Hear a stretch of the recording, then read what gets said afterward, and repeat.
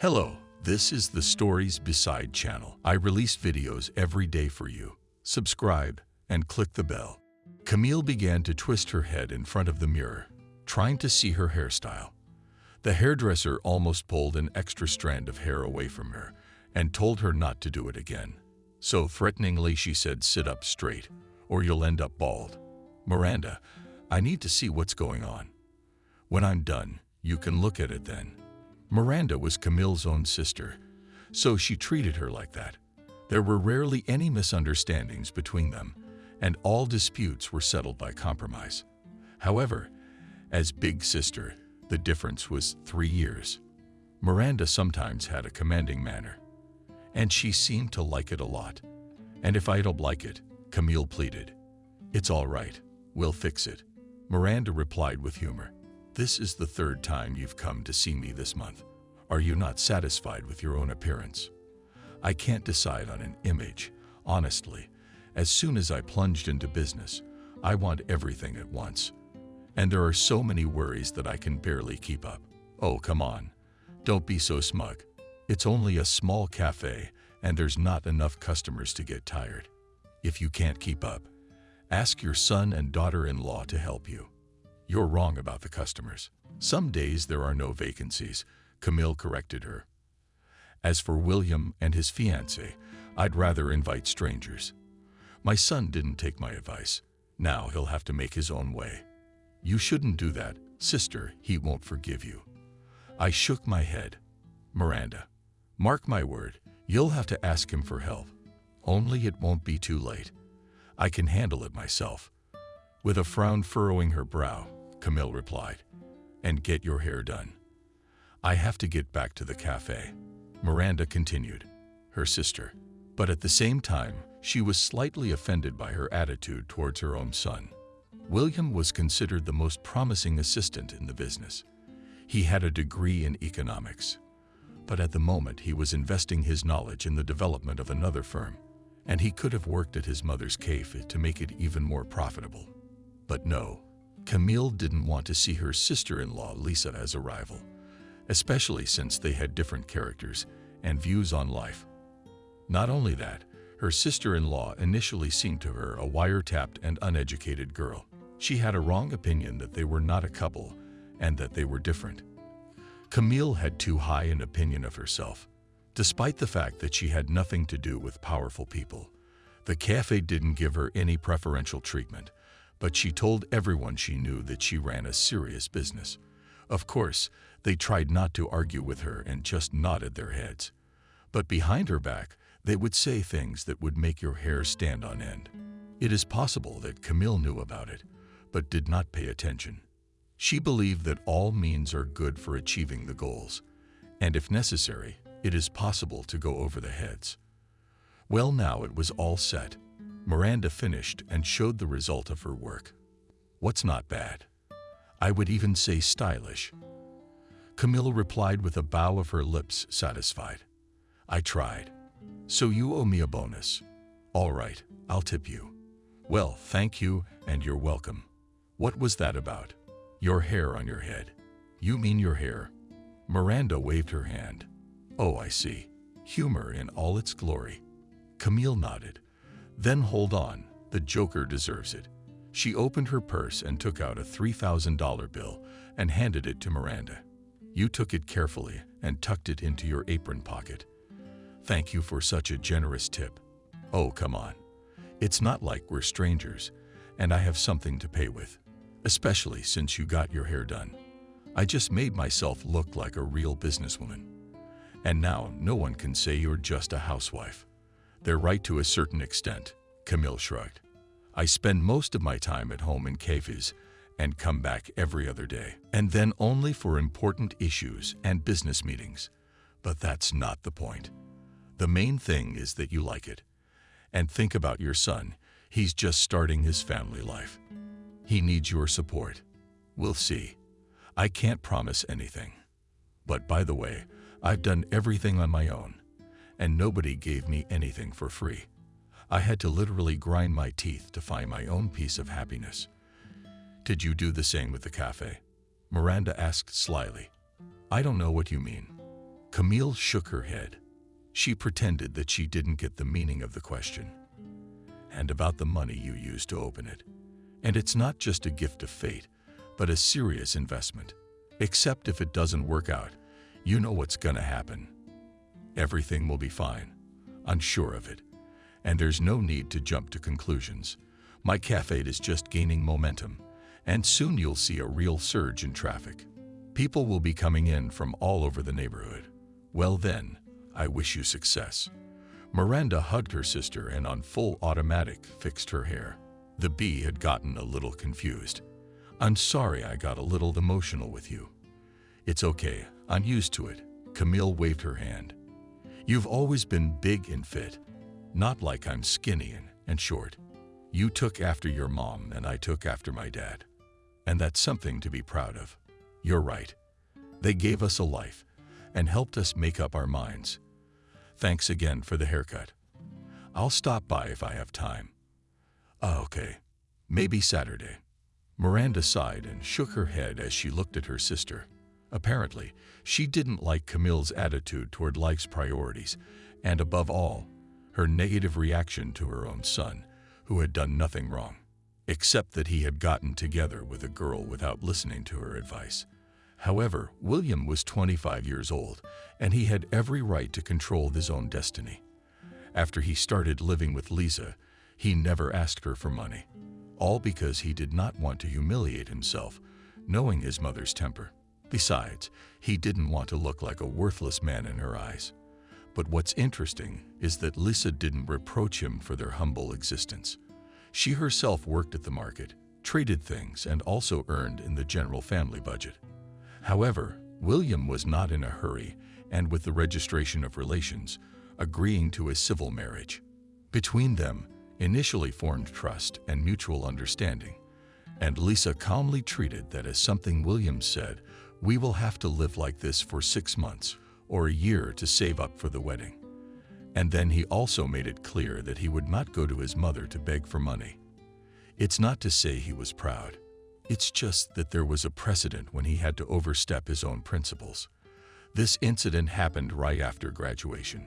William urgently needed money, and there were no other options but his mother at that moment. But after her answer, he lost the desire to turn to her for help for the rest of his life. She unashamedly said, "Son, you are an adult now, so solve your own problems and don't come to me for a handout." It sounded rude and hurtful. William didn't expect such a response. It was like he'd been hit with ice water. It turned out that he did not turn to his mother for help, but came to beg. And this is despite the fact that at that time she did not yet have a cafe, and she worked as an ordinary accountant at the factory. However, already at that time, Camille began to think of herself as a high-flying man, and did not pay attention to what they thought relatives and acquaintances. She had no remorse for her mistakes and missteps. On the contrary, she put them in the rank of gaining invaluable experience, and braved the fact that everything has its time, and soon everything will change for the better. But it took time and years for the business to become a lifelong endeavor. It is likely that Camille was aware of this, but did not accept it as a settled reality, and moved forward according to some specific plan of her own. At the same time, the problems that came her way made her more and more nervous and made her look back, and Camille began to notice that it was not so easy to manage the business. However, she could not admit it to her closest circle, and above all to her own sister, because Miranda was on good terms with William. On the one hand, it was a vicious circle, which she created herself. On the other hand, there was an opportunity to get out of the trap. The second option promised prospects for development and growth. But for that, she had to agree to Miranda's proposal. Her sister had hinted that William could use her help. What she didn't say was how best to do it. Given the way things were between Camille and her son, it was hard to imagine them reconciling. Besides, he didn't live alone, and that meant that she would have to take her daughter-in-law on bail and share the family life with her, despite their differences and divergences. Camille could not yet decide on this step, because in this case would have to come down from heaven and do what her son did when he asked her for money to overstep his own principles. After weighing the pros and cons, she came to the conclusion that she could do without his help. She even said out loud, "It doesn't hurt to need someone else's handouts." And this meant that she categorically denied any interference in her business, did not want to share it with anyone, much less show the real state of affairs. And if her son found out, he would have a reason to ridicule her, and in her opinion, the rest of the chain would get the information. In general, Camille was so intimidated by herself that she didn't even want to hear about any help. She was constantly seeing the snide faces of her relatives, and she was not going to let them pounce on her like a pack of hungry hyenas. She was pulling her weight with all her might, refusing to accept the harsh reality. When Camille arrived home, the first thing she did was to take a shower and wash off the rest of the day, except for the hair salon. She also visited the cafe and solved some organizational issues. The manager showed the reports for the week, and in general they were more or less optimistic. Not to say that the place was making a fabulous profit, but so far it seemed to be able to stay afloat. I prepared a light dinner. Camille turned on, relaxing her music, and sat down massage chair. It was set to the right program. And after a few minutes, she felt an inexpressible sensation. Euphoria. Such an impression as if she was in the tender hands of a real masseur. And he carefully, with extreme precision, relieved the tension all over her body. This attitude to relaxation suggests that Camille loved herself more than anyone else. At the same time, selfishness partly offset by a cordiality to those who were on good terms with her. Well, or didn't try to put sticks in her wheels, and generally showed proper respect, even if one wanted to make remarks. Criticism hurt her ego, and Camille could lose her temper, regardless of personalities. True, quickly calmed down, realizing that this is not the way out. To some extent, she retained her common sense, and she did not allow herself too sharp steps. Restraint in her emotions sometimes saved her from the most disastrous consequences. What happened the next day, however, unleashed a wave of indescribable anger. Waking up at 10 o'clock, Camille planned to go out of town to her best friend. Miranda Long invited her, but they still could not meet. Now she had the opportunity to visit and talk about buying a plot of land. In her mind, she wanted to build a cottage and grow flowers there, so that she could invite her friends and acquaintances and brag about the blooming garden. But the trip had to be canceled because of an urgent call from the manager. Stephen was gasping for air as he spoke into the phone. "Camille, this is just nonsense. We didn't realize it ourselves. He came in and gave us a hard time, and he said we were gonna be in big trouble. Yeah, like they explained what happened in the exam." She gave the manager a hard time. "Oh, I'm sorry. I'm worried and anxious. The thing is, we got a visit from the SS, and they found some irregularities. If we don't fix them by tomorrow, they'll close the cafe." "What did you find?" "Stephen, open alcohol in the kitchen, ventilation problems, poor service in the lounge, and a few not washing their plates." The manager replied with a tremor in his voice, "But Emily and the waiters have nothing to do with it. They do their job properly. I have no complaints about them." Camille muttered angrily, "But Rick will have to be dealt with severely. I've seen him leave bottles open by the stove. I wouldn't be surprised if he's drinking them too. So what do we do now? We've got to get this fixed by tomorrow, or we'll have to close the cafe. And I'll figure something out.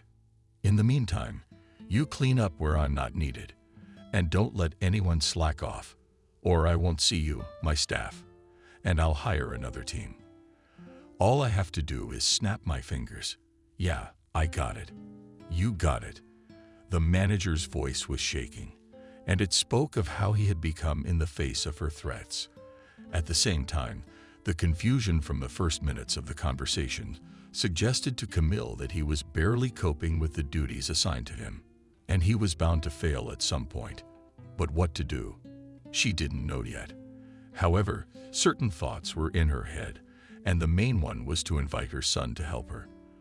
But before doing so, Camille intended to solve the problems herself and not to waste time. She called the inspectorate. The director of the organization answered and hinted at money. All that remained was to collect the necessary amount of money, hand it over to the right person, and that was the end of it. However, this option did not suit her, and all because she was afraid of the continuation of extortion. In other words, she would have to give a hand now, and then she would have to pay back all the time. But time was running out, and no one was going to forgive them for their violations.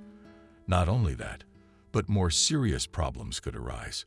Camille had already imagined what it would be, but there was nowhere to go, and she began to look in her notebook for her son's phone number. There hadn't been any calls lately, so it wasn't saved in the outgoing calls. But tears came to her eyes when she saw the signature, Sanulia. No matter what you say, but her heart felt her own daughter. And no matter what was going on between them at the moment, there was still a response, holding a pause, as if it was the riskiest move for her.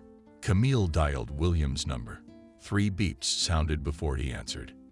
"Hello, I'm listening." "Hello, son. How are you doing?" "Hi, Mom. I'm fine. And if you mean I'm not starving and going around the world with my hand out, you don't have to worry, do you? We have everything we need to live." "I wasn't going to talk about that," Camille replied, and with barely restrained emotion, "I just wanted to know how you were doing. I don't need much, just a piece of your voice." "You heard my answer," William said unhappily. "Something else? Or can we stop talking?" "Wait, I have something to tell you. Just don't interrupt and take it seriously. I don't want you to feel like your mother was a helpless person. Are you in some kind of trouble? That's where you should have started. And don't think about how I'm gonna react, despite our differences. You're my mother, and nothing's changed lately." "That's good to hear, son," Camille replied, almost crying. "I thought you'd forgotten we were related." "No, Mom. But unlike you, I didn't put up barriers. And if you've called to ask for something, you can count on me. The thing is, William, my cafe needs a competent manager, and I'd like you to take the job. But if memory serves, you have a Stephen there. And he seems to be doing okay." "Exactly. It's like a problem shows up when you weren't expecting it." She interrupted her son. "Sometimes I think the staff create them on purpose." "I don't think so. Although I don't rule out that some of them are negligent in their duties." "That's not surprising. It's not like you're there that often." "Well, they're feeling the pinch. I knew you'd say that. I never doubted your insight. So, what are you gonna do? Take over?" "I don't know. It's kind of sudden. Especially since I have a job." Stephen hesitated. "I need to think about it. Besides, you know I'm not the only one who makes decisions." "Yeah, well, Lisa has a say in your family too. And you can't quit your job." Camille replied with a heavy sigh. "But on the other hand, one head is better than two. You can combine them for now. And at the same time to think up such a plan of action that all enemies and competitors would be jealous.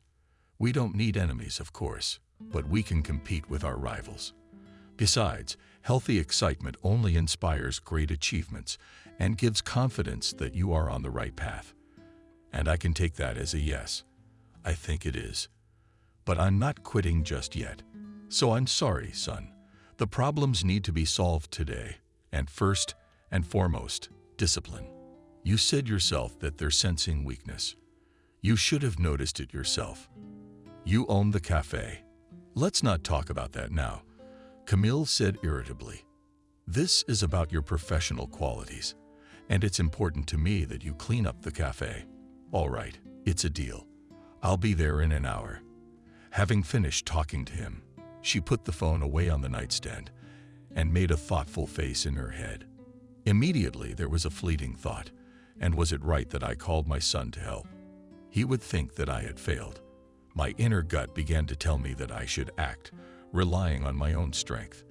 But the mother's heart was drawn to the native blood of the kidney, and having made certain conclusions, Camille still chose the second option. With William, it would be possible to turn mountains. If she had done it earlier, then she would not have faced the problems that fell like from the horn of plenty. At the same time, Camille gained invaluable experience, and at certain moments it helped her a lot. She had even gotten away with it when there seemed to be no chance of escape.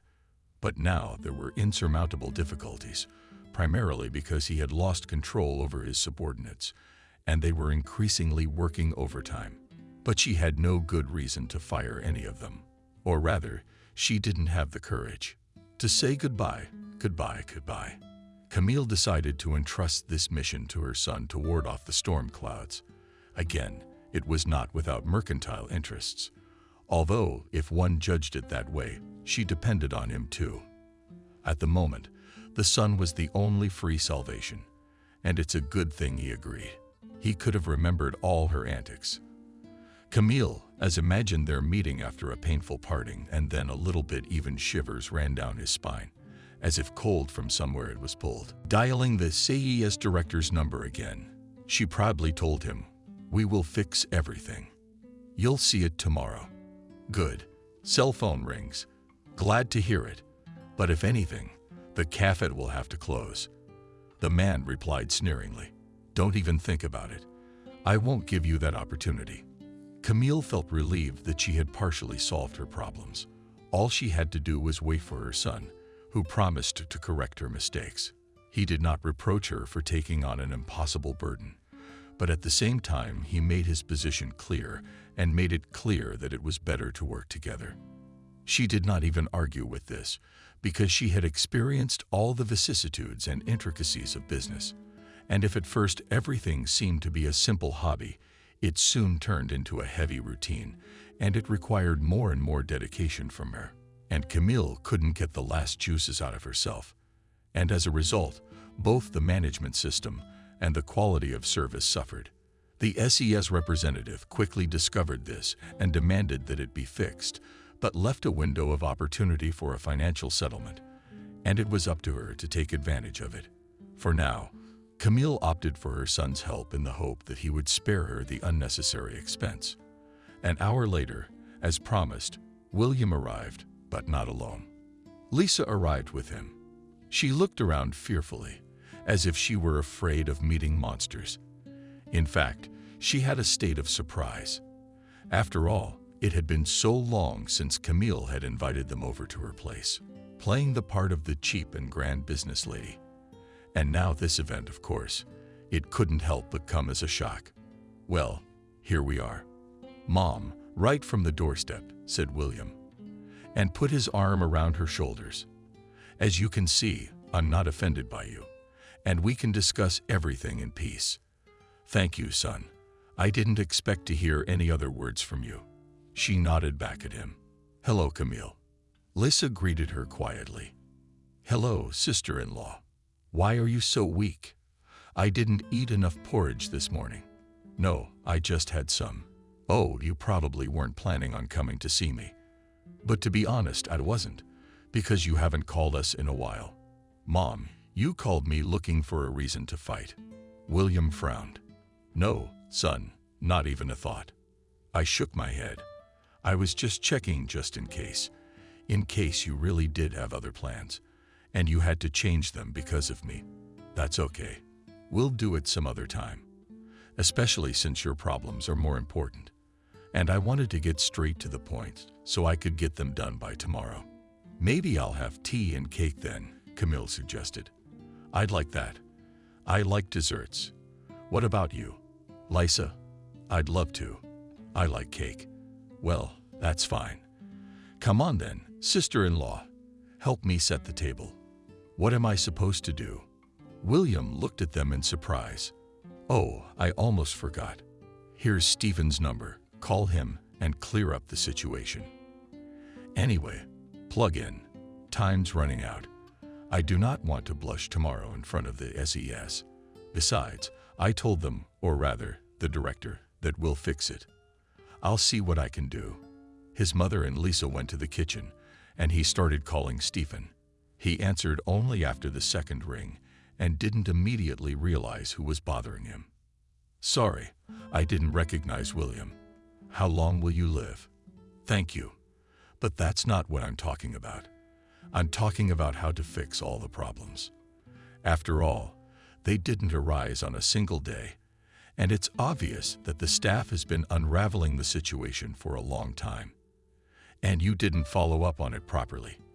But you know I'm gonna talk about this right now, so get pen and paper ready. Meanwhile, mother-in-law and daughter-in-law were busy preparing for the tea party. Besides the cake, which was cut into small pieces, they decided to make sandwiches on the table, and immediately smoked sausage appeared, followed by cheese, tomatoes, cucumbers, and salad leaves. And it was all topped off with a prefabricated arrangement of waffles and candy in the crystal vase. What William was talking to Stephen about, they weren't even listening. They didn't seem at all interested in how events were unfolding there, and one could assume that all their attention was focused on their own communication. In other words, Camille and Bulega were trying to establish contact, and they succeeded quite well because they did everything smoothly and without disagreements. In any case, no one teased or rushed them. Camille even complimented Lisa on the quality of the slicing. She liked the way her sister-in-law put the cheese and sausage on the plates, and also noted the interesting combination of sandwich layers. Overall, the meeting was a success after a long standoff. Although, to be honest, Camille was worried that they would not find common ground and fight in the first minute. But that didn't happen, and the storm clouds had bypassed them. Looking at the treat, she smiled contentedly and said, "I definitely like our tandem. What do you think?" "I think so too." "I agree," Lisa nodded. "All the more so because you were kind to me and didn't throw me out on my doorstep." "Well, how could I do that?" Camille shrugged. "Invite you in and then walk out the door." "No, I've never stooped so low as to go to all that trouble. What happened with the cafe? It's just little things, but they need to be dealt with. I hope William can do that so I don't have to close the place down." "Even so." "But why?" It was obvious that Lisa did not ask questions out of idle curiosity. She was really worried about the fate of the cafe, even though she had nothing to do with it. "The trouble is that I've gotten too caught up in my image," Camille replied sadly with a heavy sigh. "I visited beauty salons, fashion boutiques, but I forgot about the main thing. Cafe requires attention, like any other business. And if you let everything go, then you can say goodbye to wives and money. You're right, you need control everywhere. It's hard to imagine stability without it. I trade things at the market, and it seems to be nothing complicated, but if I get distracted, I lose part of the profit or goods." I heard William's voice, and that's where the conversation had to stop. Anyway, he and I solved the main problems, but I still have to go there now. I want to make sure that my words have reached their intended recipients, and if you'll let me, I'll assign individual tasks to the staff. "Well done. You can see that there is a commercial spirit," she praised her son. "And who do you plan to punish?" "Well, to think with their heads and work on their conscience. I don't know yet. I'll come and with Stephen we'll decide what to do," shrugged William. "By the way, what should I tell him about his current position? You're the manager now, and if you think he'll be useful, keep him as an assistant." "I will." "That's exactly what I was gonna ask you. The kid's not bad. From the way we talked to him just now," he answered clearly. "He was nervous though, but it's no big deal. And as for those who caused the trouble, I'll find a way to talk some sense into them without negative consequences. Everything is in your hands."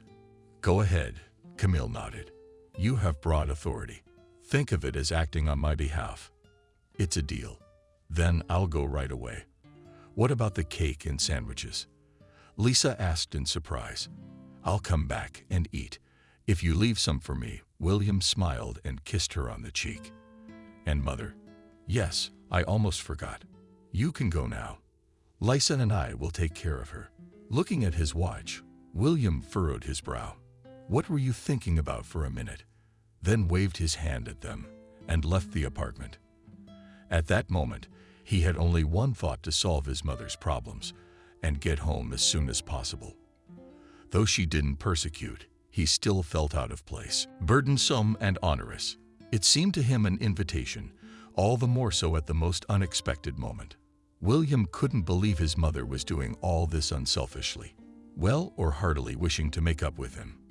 He knew her character perfectly well, and more than once was convinced that it could not be corrected. His mother would rather make strangers relatives than condescend to him. And this was no exaggeration, for she had never been able to admit her own mistakes. As soon as she had a problem, she immediately turned to her son for help, but not even a word about the fact that she acted very meanly towards him and his fiancée. It was not in her speeches, only restrained emotion and pleas for help. You see, business was starting to fall apart, and something had to be done. William agreed to help without any preconditions. He only hinted that he would solve her problems in his own way. Otherwise, as far as personal relationships were concerned, he remained modestly silent, and that only earned him points with his mother. In fact, he did not say sorry, but you spit in my soul, and I will not save you. No such words came out of his mouth. On the contrary, William felt her distress and came without delay to take the situation into his own hands. But he brought Lisa as a symbol of the family relationship. It was necessary to let the mother realize that they are with her as a whole, love each other, and are not going to part. In addition, the wedding was in the plans as a finishing touch, as well as the beginning of a new path in their lives. And naturally, it would not do without children. In any case, their birth William did not reject, only suggested Lisa, first to get a little stronger and on her feet. It was necessary to prepare carefully for the replenishment, so as not to meet him with empty pockets. After he left for the cafe, Camille, in her right as hostess, placed the tea into mugs and set out a stick of cream. It smells so good. It's like it just came from the plantation. I always buy only the highest grade, and in a familiar tea shop, she boasted to her daughter-in-law, "We don't drink the expensive kind, but it's good too." Lisa shrugged. "That's okay. You've got it all ahead of you, and I didn't come to it right away either." On the other hand, it's all about brains. If they work properly, you can achieve a lot. Not everybody can do what you do, even with a bright head. I think it's important to have support in the beginning. And if you don't have that, it's hard to make your way in life on your own. Nonsense. And I did. And you and William will do great. But you're gonna have to work on yourself. What do you mean? Lisa's eyebrows furrowed, sensing a catch. Yeah, relax. I just wanted to tell you not to stand in one place, she clarified. Her argument: you need to develop, to gain knowledge, a new profession, finally. Well, I'm not sitting at home working. That's understandable. But the market is not the end of the world. You're not going to spend your life selling things. I guess not. But I haven't thought about it yet. Lisa shrugged. You should. Otherwise, you'll regret the opportunities you missed. Taking a sip from her mug, she added, and the best thing is to change your line of work. I don't have a college degree, so a job in a prestigious company is out of the question. Why are you so down in the dumps? You can start small, like waitressing. Are you by any chance referring to your cafe? Lisa asked with a smile. To be honest, yes, especially since William has already agreed. Now he's just getting up to speed and becoming a full-fledged manager. I want to expand, and with the state of affairs as they are at the moment, it's hard to dream of anything. Maybe I can do it, but it takes practice. I've never worked in the service industry. There's a first time for everything, even when we're first born. Don't think that I'm offering you a waitress job on purpose, and you'll think that your mother-in-law is sending you to the bottom. You didn't start out on the top either, Lisa reminded her. So why should I take offense to that? Every job is honored. It doesn't matter what you're doing at the moment. If you're honest and conscientious, there's no talking. Just respect and gratitude for that you don't have to worry about. I don't hurt anyone with money, Camille smiled. All my employees are paid on time and none of them has ever complained. I'll have to have a word with William. I think he'll be pleased to know that his wife has decided to work with him. So you're saying he's definitely going to be the manager? I'm pretty sure of it. Camille declared proudly. There's not much money to be made at the firm where he works now. And I have the opportunity to move up. Where else? Lisa was surprised. For example, as a cafe director or even owner. Time will tell. It all depends on him. Will you be without your business? No, everything will stay with me. I'll just open a new outlet and manage it there. Because I've agreed to do it as a combination for now. Stephen will stay on as an assistant. See if we can get the cafe out of the doldrums. You have such grandiose plans. It's heartwarming. Lisa smiled, and her eyes sparkled. So I didn't invite you here for nothing. The result is obvious. Camille nodded, and they even clapped their hands. William won't be able to quit right away because he has to test his own strength. But you can start waitressing tomorrow. Thank you, Camille. That's so kind of you. I'm speechless. How can I express my gratitude? Do a good job, and that will be enough. Oh, and love my son without cheating or lying. I wasn't going to do that. With a kind of resentment in her voice, Lisa replied and pouted her lips. Well, don't be offended. I didn't say it out of spite. Camille ran her hand over her head like a mother. But it's important to me, too, that William be in good hands, and not to know grief, as families do when trust fails. And in its place comes meanness and betrayal. Yes, I hear you. You can rest assured of my honesty. I always work, and have always worked with complete dedication. There you go. I haven't even hired her as a waitress at my cafe yet, and I've already humiliated her, and did not even blink an eye, but pretended as if nothing had happened. It is possible that her employees did the same to her, because she did not put them in anything, but decided not to talk about it yet. It was only in a private conversation with Stephen that her son found out, and frankly, he was shocked. True, he did not abandon the case halfway through and brought it to its logical conclusion. In fact, he saved the cafe from closure, and the mother helped to save her reputation. After all, about her could go bad word of mouth, and then the customers would have stopped coming. That seemed to be Camille's greatest fear, not that she had offended her sister-in-law again. It didn't make her feel unbalanced or even compelled to apologize, as she should have done, especially since she knew how the relationship between Lisa and her son had developed. William almost carried his wife in his arms, blew dust from her, and made her happy with his successes at work. Together, they were willing to go to great lengths to achieve their happiness. Let's eat another piece and leave these for William, Camille suggested, looking enigmatically at the cake. I second that, nodded Lisa. And while they were enjoying the dessert, William was giving a lecture to the staff, but not threatening them with dismissal, but asking them to get smart. Yeah, you gotta realize you can't relax. You're gonna be looking for a new job later. So we should just put in our applications right now. They all asked him. No, you don't have to do that yet. He shook his head.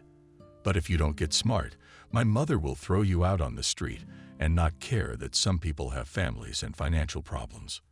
We understand, William, and we'll try to live up to that trust. Good. Especially since Stephen is staying with you. Yes, he'll be my assistant, but other than that, he'll have the same responsibilities. And believe me, I'm not going to humiliate any of you. We will resolve all issues through compromise, Stephen added. And no problem will go unaddressed.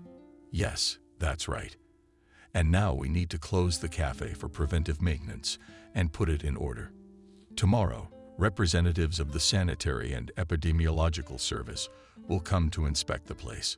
We must make sure that they did not find a single comment or violation. We'll do our best. Maybe you can rely on us. Again, the staff replied in unison and began to put things in order. You see, and no one had to be punished. William looked at Stephen and patted him on the shoulder. How will you explain Camille to your mother? I'll say that I solved everything peacefully and without firing anyone. I'm not in favor of radical methods. Although I will not hide that when I was going, I wanted to make a mess. But then I came, assessed the situation, listened, and came to the conclusion that my mother is not a gift either. On the one hand, yes, but Stephen hesitated, trying to find the right words. But she's the owner of the cafe, and that says it all. William interrupted him, and at the same time logically completed the phrase. That's what I meant. And you will be combining, as I understand it. Yes, that's right. And then we'll see. I'm in no hurry. No one's pushing me around at my day job, and the management respects me, so I don't see the point in changing anything yet. Isn't that like the horse in the crosshairs thing? Stephen said and smiled embarrassedly, something like that. Now go command the team and deal with the ventilation today. The repair crew will be here soon. I've already put in a requisition. I'll be expecting them any minute. And don't forget about the alcohol. Don't let that guy touch it again. What if you do? The first time lying down, he won't understand. They'll kick you out. We don't want any trouble. What if he gets drunk in the middle of the day and shows up like that in front of the guests? There will be a scandal, and with a blow to the reputation of the cafe, nodded Stephen, and even a little sweat, imagining such a picture. I'll be sure to keep an eye on him to make sure he doesn't do anything wrong. That's good. Keep up the good work. I've got to go. Goodbye, William. And thanks for your kindness. Come on, we'll make it up to you. Today I helped you. Tomorrow you'll do me a favor. William was kind to Stephen, and Stephen was pleased. He didn't have to pack up and leave the cafe. In addition, nothing out of the ordinary happened, although the son of the landlady wanted to publicly punish someone. But it didn't happen, because Lisa kept him from taking rash steps. She understood more than anyone else what respect and honesty were. And if she heard negative things about herself, it didn't mean that she had to mirror them. Lisa did not allow herself to use profanity because she considered it a sign of ignorance and tried to keep her emotions in check, even if she wanted to take them out on someone. She would endure the inner pain and simply walk away in silence. William knew this and was careful to say every word. That was the basis of their family relationship. Coming home from the cafe back to his mother's house, he had no idea what she would tell him. Even more surprising was that Lisa had been supportive, even though it had never been idyllic between them before. And with his new worries, it was a serious test for his nervous system. At the same time, he did not risk dissuading his wife from her decision. I'm shocked, to be honest. I didn't expect it, William said. After Lisa announced the offer of a waitressing job. Why not? Better than standing in the market, Camille shrugged. Besides, they pay tips, and not bad ones at that. Sometimes, and not a day's wages exceeds. All right, let them try. If they don't like it, they'll leave. I talked to the team and realized that they cannot work normally. Wow, I thought it was the other way around. No, Mom, it's fine. It's just that they got a little slack and decided to do me a favor and leave me without a cafe. She snidely continued the line for him. No, you're just imagining things. William reassured her. You'll see that after a while everything will change and the cafe will be transformed for the better. Its name will rumble all over the neighborhood and attract crowds of customers. I'd like to believe that, especially since I don't plan to close. I need a new location to keep growing. Yes, William. Lisa nodded. Your mom wants you to take over the cafe in the future and run the new place herself. It's like the plan of the century. I can't add or subtract. Well, let's not get ahead of ourselves. We'll see what happens. But for the near future, representatives of the SES or any other inspection organizations will definitely not bother your cafe. Consider it already yours. I decided so. Camille moved to him a plate with a piece of cake. A treat. Lisa and I have had enough. And there are sandwiches left if you want some. You can eat at my place. You won't have to cook anything. Thank you. I really did work up an appetite. William enjoyed the cake, but he looked at his wife and mother. Her bad character and the situation didn't add up. It was too sugary. Everything looked as if a thick layer of honey had been smeared on, but there was still tar underneath. And if it was not removed and checked at once, then at the very end one could come across bitterness and humiliation. Thinking about it, William decided not to jump to conclusions. It was one thing for his wife to want to work in the cafe, but it was another thing for her mother to treat her the same way. After all, judging by what he had heard from the staff, he could expect anything from her. And that was worrying, because she hadn't worried about her daughter-in-law's future before. And this is so generous.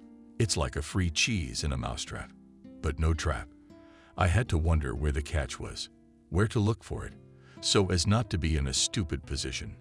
William didn't know the answers to these questions yet, but he took note of them to keep the situation under control. He didn't want to be left in the lurch and lose his wife. Lisa was an impressionable person, and sometimes she took events to heart. William, of course, tried to explain that it was not necessary to let everything pass through him, but he realized that everyone's state of mind was different, and it was impossible to predict in advance this or that reaction. So it turned out that one hand pushed his wife into the maelstrom, and the other sought to protect her from trouble, and it seemed that there had been no significant shocks lately, except for minor incidents in public places. Lisa, every now and then, got into curious situations. Not that she provoked them on purpose. They just sort of found her. I remember how she once helped an old man and picked up a purse from the floor of the bus, which he dropped. So instead of thanking Lisa, the old man scolded her for embezzling his change, even though the wallet was empty. Only documents were there. It was hard, but the old man was calmed down. Just before he left, he suddenly remembered that he had taken money for exactly 2 trips. At that moment, Lisa almost sobbed, but she pulled herself together in time. And all because the old man apologized. The incident was over, but it still left a residue. Since then, she's been cautious of any good intentions. Surprisingly, she was sympathetic to her mother-in-law's proposal. She didn't analyze and compare facts. In general, she took her word as a native person, despite the fact that she and William had been at odds until recently. On the other hand, she could not hold a grudge for long. She had a tremulous and tender heart, and the residue of any unpleasantness had dissolved. And Lisa was like a dandelion again. Anger and hatred didn't take root in her soul. They a priori did not find a source of realization to strike an unexpected blow.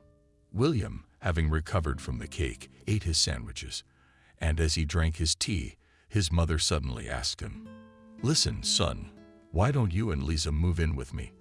Interesting movie, but we'd rather stay at home for now." "We'll live," he answered, and inwardly tensed at such a proposal. "Well, look, if you think so, I'd be glad to see you. We need time. Such questions are not solved in a hurry." Lisa supported her husband. "Sooner or later you'll formalize your relationship," Camille continued, "and I'd like to see you two together all the time. That way there will be harmony in the family, and it will be easier to help each other. We'll think about it, especially since we're used to the way of life we have between us," William replied, and thus drew a line under their conversation about a possible move. And I realized I wouldn't insist. Decisions like this take maturity. And as my sister-in-law rightly said, it's best not to get emotional. Yeah. They're not the best counselors in this case. I agree, Lisa nodded. "Well, shall we pack up then? Thank you for your hospitality. Everything was delicious." "Aha, apart from the cake and sandwiches, I didn't offer you anything. The whole day just kind of flew by." "That's okay. We didn't come here to eat. We're here to solve your problems and make a difference." "That's true. But still, I apologize for the meager table," she said guiltily, lowering her head. "I liked it, just like home." Lisa put her arm around her shoulders and at the same second removed her hands. It felt like a hot surface. "Thanks for the compliment. And don't forget what I told you. Anything can happen in life.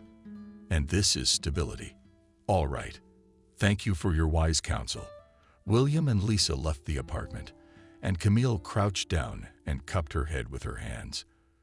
What she was thinking at that moment, one could only guess, but the nervousness around the problems was very alarming, and primarily because they were the main indicators of impending collapse. Camille did not tell her son that the chair was wobbling beneath her, and it was still unknown how her future fate could have turned out. She did not dare to reveal the main cards in the hope that by that time her son would decide everything for her. But he didn't have all the information and power. And in the end, he almost found himself between a hammer and an anvil. And only the wife again found a way out of the situation. Lisa gave the last thing she had to save the family. But by then it was clear William's mother was in grave danger. And ironically, she had created it for herself. Even bravado, trying to minimize the loss. But that didn't help either. And after a while, the shocking truth came to the surface. The only person who had the vaguest inkling of it was Camille's own sister. Miranda watched her business endeavors from the sidelines, but stayed out of the way with unnecessary advice. She had enough of her own worries to take on other problems as well. At the same time, Miranda was genuinely worried about her sister and hoped that she hadn't fallen into a trap. After all, business, in addition to the investment of money and time, could take away the most important life, and such cases happened when businessmen lost. At first, they also started easily and effortlessly, and then everything flew into the abyss, and it was good if they managed to save themselves at the very last moment. Such people were called lucky, but there were also those to whom fate did not smile, and then only a marble or granite slab somewhere at the edge of the road reminded of them. Of course, Camille did not want such a fate for herself, but she could not help but realize what she had gotten herself into. All the more reason to use other people's money for her own well-being, and her sister had warned her about that. When it first started, that's what she used to say. "Look, Camille, it'll all go down the drain. You'll be looking for the fifth corner." "Nothing will happen to me," Camille said. "And I was born under a lucky star. In case of emergency, my son will help me and won't go anywhere. But I don't want to have to do it myself." This conversation took place just as Camille was having her final quarrel with William. He wouldn't take her advice, and he wouldn't leave Lisa. And to keep her out of the way and keep her mind off him, he moved with his wife across town. Camille had not visited them all this time, and they had no desire to ask for a visit. And today's meeting, frankly, had been confusing. William didn't expect his mother to ask for help, but I couldn't say no, because then I'd hate myself. Inside, he still held out hope that his mother would change her attitude toward him and Lisa. But time flew by, and there were no signals from her. In fact, neither of them wanted to make the first step. And in this situation, pride was an obstacle. If one had been offended once, it wasn't certain that it wouldn't happen again. That's what was holding them back. Like a red rag for a bull during a bullfight, and at the same time it was impossible to concentrate on more important details. It was as if they had spoken in an unknown direction. Leaving behind a hazy trail, William tried to put all the puzzles of the Rebuses together, but eventually abandoned the endeavor. He lacked the stamina to find the missing link in the long chain of events. In addition, there was partially no logic with which to explain anything. When they arrived home, William and Lisa breathed a sigh of relief. It felt as if they had been interrogated. They barely got out of there, forgetting everything. They threw off their shoes and sat down on the sofa together and said in one voice, "What a day it's been today." I could hardly refrain from saying it to my mother's face. William shook his head. Lisa's eyebrows furrowed at the cafe. "No, about the natural relationship, I thought it was strange that she would take such a step. She said she'd never turn to us in her life, and she said a lot of other things. But we're not vindictive people, and we found the strength to forgive your mother. She's not a gift, but she's not a stranger to us. I haven't seen her eager to be related to us lately." William's hesitating. If you think that a couple of words spoken on the fly is a sign of kinship, you are mistaken. But what is it really? Did your mom try so hard? Are you looking for a black cat in a dark room again? Yeah, because I don't believe she's sincere. I helped her with her problems at the cafeteria. I'll let her work it out from here. So you didn't do everything angrily? Lisa asked and shook her head. I just started. And if you want to understand, You have to go into it thoroughly, and then everything will fall into place. So what's the matter? Your mother offered you the manager's job. I'll have to think about it. I'm sensing a catch. I just can't figure out what it is. There doesn't seem to be anything to worry about, except for the SES nagging, but I still feel uneasy. I was also kind of wary of her offer to work as a waitress in a cafe. But then I thought and came to the conclusion that if we make a concerted effort, then who knows? Suddenly, the establishment will really be ours to roll up our lips. Mother would never go for that, even though she promised a gold mine. William put her down. I think we should be very careful with her. But you heard her offer to sign the cafe over to you. Lisa stood her ground. That's right. And that's what worries me the most. Why hasn't she had that idea before? You don't think my mother wants to get rid of all her problems in one fell swoop? I don't think so.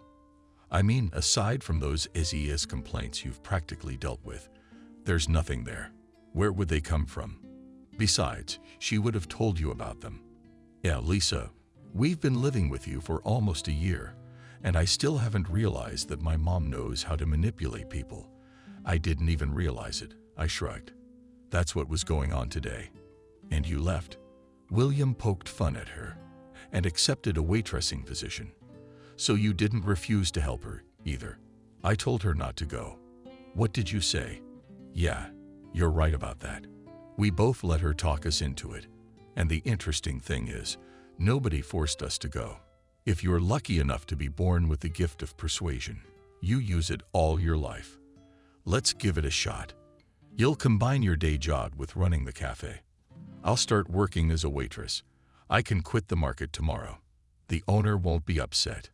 Maybe she's right, and we're just screwing ourselves. William replied thoughtfully. It's just that, she hasn't contacted us for a long time. And now she's offered us such goodies. And most importantly, she didn't ask for anything in return. It was as if she decided to give up everything. Not to be dramatic, not to inflame the situation. Lisa put her arm around his shoulders and kissed him gently. Time will tell and put everything in its place. And if we are right, it will be a life lesson for us. Yeah, I guess that's what we'll do. Don't go looking for a black cat where there's never been one. We gave ourselves a headache for nothing, and now we don't know how to get rid of it. I've got a good remedy, and you know what I mean. Lisa pulled him into the bedroom, and William's eyes lit up with anticipation of a passionate night. Such a remedy. Not only did the headache go away, but any other soreness stopped reminding of itself. Not only that, there was a burning desire to do good deeds. The body received such a powerful charge of vigor that it was enough for several days. And finally, the state of health improved. And in women also the emotional background. At the same time, the doubts that arose did not just cause them to have a heated discussion. Most likely, intuition worked, and there was dissonance in making further decisions. After all, William's mother once again. After all, William's mother really did not spoil with such gifts. She was only trying to make herself feel good. Naturally, under such circumstances, it is time to think about mercantile interests, and not only to earn trust, but also to benefit in this regard. Camille is quite good at it. At the dawn of creating a business and opening a cafe, she did not think about the difficulties she would have to face, and the first alarm bell in the form of a half-empty hall at rush hour forced her to take extreme measures. She started spending money unnecessarily, and that led to some accounting irregularities. With difficulty, but some things were resolved. But the biggest problem remained, and after a while, it got to her head. Yes, so that I left confused, however, got rid of all their barking, and with tears in my eyes thanked for the rescue. She was literally pulled out of the trap at the last moment. Just a little bit more, and there would have been a new granite slab by the road. And so she got off with a slight scare and finished her business epic. Didn't take what turned out to be a heavy load. It was not for nothing that her sister told her she'd be better off doing something quiet. The next day, William went to his main job, and Lisa called the owner of the trading tent and agreed with him on a 2-week vacation at her own expense. Whatever she said, her intuition told her the right thing to do, so she didn't hurry to quit her job. At the same time, and warned her husband that he did not particularly rush into the documents, did not take responsibility if her mother offered to sign any papers. The premonition of trouble did not leave Lisa until the very last moment, up to the day when the unpleasant event happened, and immediately after it the flywheel of global changes spun, which almost pulled everyone who in one way or another had something to do with the cafe. Having arrived at the new place of work, Lisa first of all assessed the situation and realized that there were enough problems in the year that they had not been here.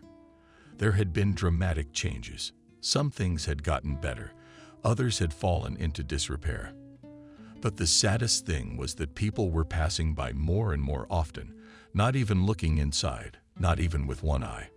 All said that the mother-in-law lost her way and, without realizing it, pulled the business to the bottom. No wonder she needed her son's help. I didn't feel right wearing that hat. I thought I had the strength to cope with any problems, but it turned out to require courage and fortitude. And so she stalled out. Opening the glass door, Lisa entered the cafe, and when she saw her mother-in-law behind the bar, she said hello loudly. "Good afternoon, Camille." "Hello, sister-in-law. You haven't decided to take me up on my offer." "Yeah. What have I got to lose? It's not my last day." "I live in," she shrugged her shoulders and announced the hall with a look. "What about the market? You won't regret it," with a squint. My mother-in-law asked. "No, it's all right. It's not a big loss. Besides, you promised career advancement. And that's the most important thing at my age. I like the way you think. And if you finally decided to work for me, I'd love to introduce you to the team. You have to start somewhere." Lisa nodded and followed her into the kitchen, where her mother-in-law had invited all the employees. Once in the main house of the cafe, as in any other place, she was saddened by the dull interior. Not to say she had the professional skills of a designer, but not gloomy. And even the incongruity at some points was just conspicuous. And that said that the hostess had no taste at all. But at the same time, her home was in perfect order. And in this regard, I wondered if she valued the reputation of the cafe at all. After all, everything starts in the kitchen. But Lisa decided not to say it out loud, so as not to incur the unjustified wrath of her mother-in-law. Today was to be her first day of work, after all. It was not enough for them to quarrel over nothing and then become blood enemies for the rest of their lives. Lisa couldn't afford that. All the more so because she had promised her husband to hold out for at least a week. For some reason, he decided to conduct an experiment and check other versions of the problems. "Well, here are all my subordinates. You will work with them." The mother-in-law pointed to the crowd of young people. "Good afternoon, everyone. My name is Lisa. I'm here to apply for a waitress position. If you'd like to join your team, I'd appreciate it. Join us. We'll all make money together," answered one of the girls. "My name is Christina, and I'm also a waitress." "That's great. I already have a date. Will you be interning with her?" Camille said, looking contentedly at Christina. "And make sure the customers are always happy. Otherwise, you will not make money on them, and I on you and double the amount." "That's right, Camille," the subordinate said with glee. "Now get back to your workplace. There's nothing to crowd here." The employees began to come out of the kitchen one by one, extending their hands to Lisa and calling her name. She nodded in response, but she couldn't remember half of them. Christina looked at her with a smile and said cheerfully, "Don't even try. I could tell from your pensive look that you were mumbling their names to yourself. You shouldn't do that at work. You'll know everyone's face before you know it. It's hard at first, but then you'll get the hang of it. Thanks for the encouragement. I hope I learn quickly. I don't want to spend the whole internship on the bench," Lisa joked. And Christina took her humor to heart. "It's not soccer, but you'll have to run too. And most importantly, without letting yourself get hurt. In a way, does anyone fight here?" "No, very rarely. However, There are customers who cling to beautiful waiters. They can pinch the soft spot and pull my arm. With me, such numbers do not pass, and I quickly put in place. And after that, the man comes to his senses for a long time. But this is categorically not to do. Shook her head Christina. We already have 2 girls because of such tricks left without a job. Camille believes that the customer is always right. Well, let her comfort herself. Or does she turn on her heel? I don't want any clients like that. And I'm not gonna let you get your hands dirty. Your business. And I told you, if you want my opinion, you won't last long with that kind of attitude. We'll look proudly in the mirror. Lisa, as they say, the eyes fear the hands. Confidence that she will succeed. Christina surprised me. After all, she came to the conclusion that it would not run away on the first day. But no, it didn't. And Lisa even managed to earn her first tip from a generous client. They, of course, were much less than the rest of the staff, but still pleasantly pleased. It was her first day and a small bonus. Praised her mother-in-law, appearing in the hall just before closing time. If you keep this up, you'll soon be earning more than your husband. Camille almost hesitated at the last word. Apparently, she wanted to say more than my son. But she realized it in time. She looked around and said the best possible thing. Lisa didn't correct her to avoid embarrassment. Otherwise, it would have been a disagreement. Thank you for your kind words, but it's better the other way around. She thanked her mother-in-law and left the cafe. It's up to you. But the career path is still on the table. Do you want a ride, or are you taking public transportation? The bus, Camille, the bus. It's more convenient for me. Okay, well, I'll see you tomorrow. She waved goodbye and added, William, say hi and thank you for your help. I will. After getting into the car, the mother-in-law turned around, put on the gas, and drove towards the center. Lisa waited for her bus at the bus stop and went home too. As soon as she crossed the threshold of the apartment, she was immediately picked up by her beloved husband.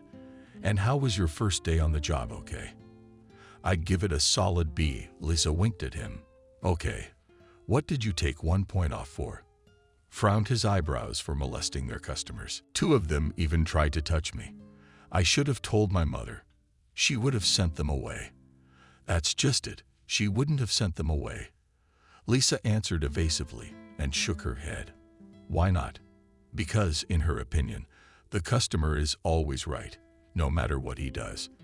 That is, he can appeal to the waitresses. Angry? Asked William. It turns out it is.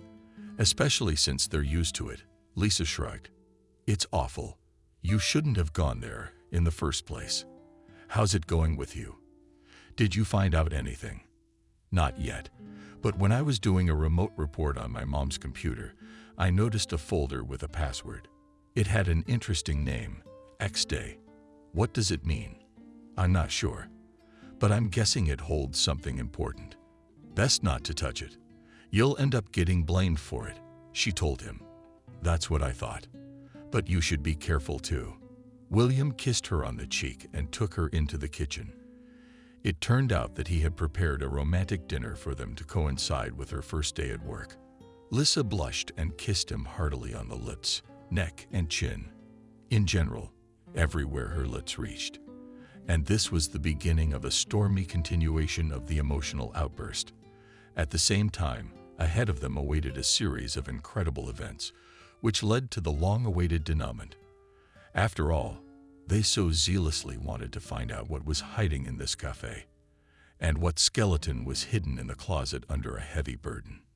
Involuntarily triggered the mechanism of disclosure, the couple were horrified when the harsh truth was revealed. And on the surface surfaced not only personal problems, Camille, but also much more severe consequences. That's where the wave that almost swept them into the abyss came from. And only by a miracle did they manage to save themselves, by taking advantage of an unexpected offer from Lisa. Yes, she was the one who sacrificed part of her past to stop the wave, and she was hailed as a hero for her courageous act. But that X-Day, as William read in the folder, was still 5 whole days away. He continued to help his mother periodically. building up the business and bringing in more clients. Lisa, on the other hand, was gaining experience as a waitress. And I must say that she was even better at serving customers in the cafe than she was at selling things at the market. Especially since there she had to sell it profitably to get a percentage from the owner. And here it was enough that she brought the order on time and smiled languidly. Men themselves reached into their wallets to pay a generous tip. Others were not stingy at all and laid out on the table without looking at the denomination of banknotes. It came to the point that they managed to earn a month's salary in one day. But not always, and not everyone was so lucky. Usually in the evening or on weekends, and the waiters took advantage of it. They were carefully prepared to serve their customers to the highest standards. Lisa didn't try to squeeze the last of the money out of a customer. If he tipped, she thanked him profusely. If not, she simply said thank you. Come back anytime. And after a while this information reached her mother-in-law. She didn't think much of it at first. And when such tricks began to happen on a regular basis, she decided to teach her daughter-in-law a lesson. She sent an invitation to the kitchen through Christina. Camille stood outside the door, holding a large stainless pot in her hand. What she was going to do with it remained a mystery for now. But as soon as Lisa entered the kitchen, her mother-in-law abruptly opened the lid and poured over her daughter-in-law's head the leftover food from the table, and then set the pot on the table. She looked at her squeamishly and said these words, "Don't dishonor my graying head." "For what?"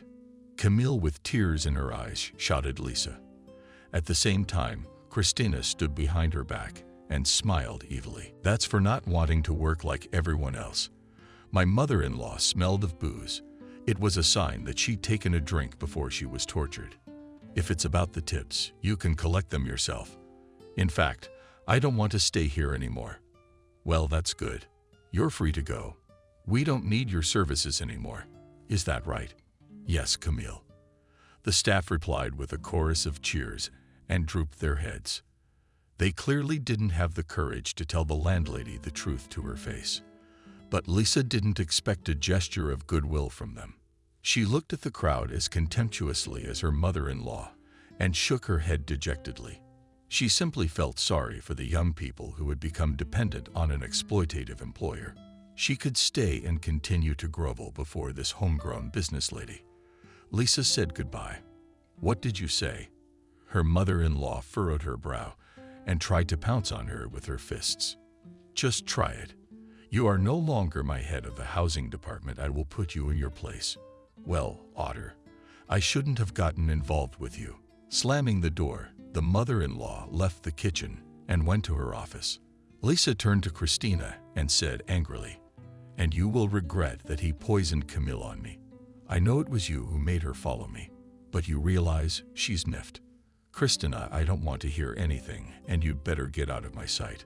The calm and poised Lisa had lost her temper, and that was a sure sign that she was really pissed off. Normally, she'd keep her emotions in check in these situations, but she just couldn't. And better now than never. Sooner or later, she was gonna have to show her character.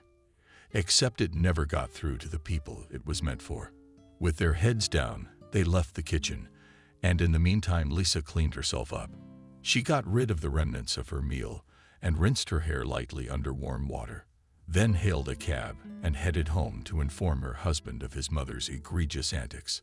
Upon seeing his wife's disheveled hair, William immediately realized there was trouble. "Calm down and tell me in order. What happened?" He put her on the sofa. He brought tea in a glass and made her make 2 goals. Period. It's just unthinkable. "Your mother humiliated me in front of everyone," cried Lisa. "All because of that damn tip. And what did she do? Just don't fall off the couch when you hear this." Lisa told him how she was first called into the kitchen and then had the leftovers poured over her head in front of everyone. And it was his own mother who had done the humiliating act. And she was under the influence of alcohol, and they mocked her squeamishly. The cafe staff stood and watched, unable to say anything to her. Now my mom had completely buried our relationship, and I honestly wanted it back. But I guess I'll just have to let it go. And most importantly, I'm sending her a gift. Make her happy. Maybe one last time before she loses her business. What are you talking about? With concern in your voice, Lisa asked, and even stopped crying. They say that's how the attendance will drop. That's all. William shrugged and winked at her. I see, but she'll have to make her own way. We agreed to help her, and in return we were humiliated again. In fact, William hadn't told his wife about the gift he'd sent her mother. The thing is, he managed to find the password to that encrypted folder and find out all the information it contained. To be honest, he even felt bad about what he read. However, William did not dare to sound the alarm because he realized his mother's cunning plan. She did not just want to register the cafe on him. She needed to get rid of a lot of problems, and first of all, somehow put the creditors on a false trail. She borrowed money from them for the promotion at a high interest rate, and all because the lenders turned out to be gangsters. They laundered money this way. But they did not even think of forgiving debts, regardless of the gender and age of the borrower. They didn't care who they beat the money out of, as long as they got their money back. Camille fell into a trap after William withdrew his support and also removed all his work from his computer. She began to have global problems. There were fewer and fewer visitors day by day. Profits were gradually declining. But X day, on the contrary, was approaching. And the less time there was left, the more anxious she became. Camille was worried sick, and when the bandits called and demanded to return the debt, she panicked and turned to her son again. But William wouldn't hear of it. You're the one who ruined a good cause. We went out of our way to help you, and you took it upon yourself to humiliate my wife. Well, forgive me, you scoundrel. I'm ready to make amends. She wept in fear for her life. Well, first I have to pay off my creditors. I realize you invited us here for a reason. You wanted to hang on to your debts to make our lives easier. I'm ashamed of what I've done, son. And this business, for crying out loud. And that low act in the kitchen. I could go on and on about my mistakes, but it's not gonna make me feel any better. I'm not making any promises. I'll talk to Lisa and call you back. In the meantime, can you sell your car? It's still not enough. But I'll wait, son. If you can think of something, I'll be grateful to you for the rest of my life. William discussed the impending disaster looming over his mother with his wife, and she again agreed to help.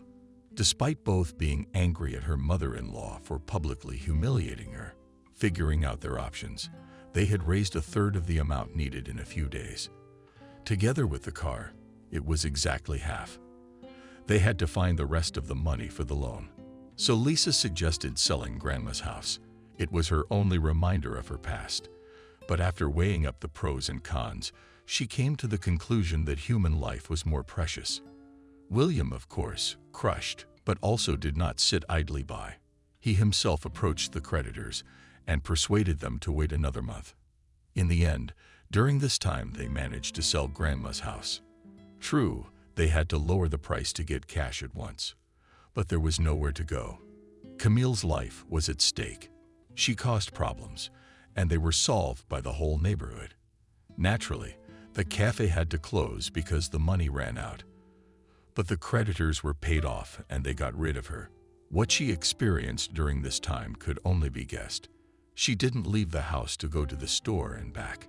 She was afraid that the bandits would chase her and send her to the other world. But it did not happen because William agreed with them.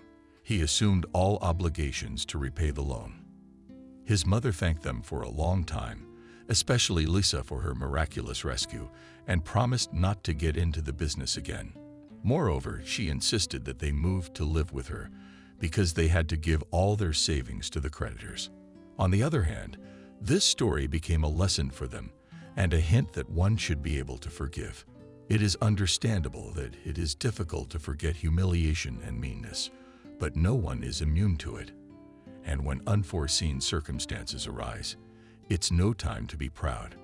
And that's exactly what Lisa and William did. And they didn't regret it.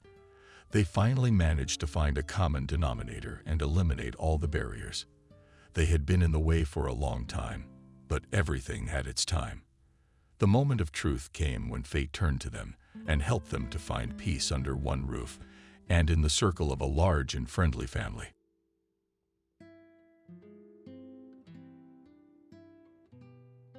Subscribe and click the bell. The sun was blazing down so hard that even her breath was getting hot. She had long wanted to hide in the shade, but she couldn't afford to show weakness in front of her friend. Turning on her other side, the girl asked Kathy hopefully, "Would you stop roasting?" Kathy didn't even move. Apparently, she was enjoying the process, as evidenced by her cheerful voice. "Emily, stop whining. Go Okunev if you're too hot.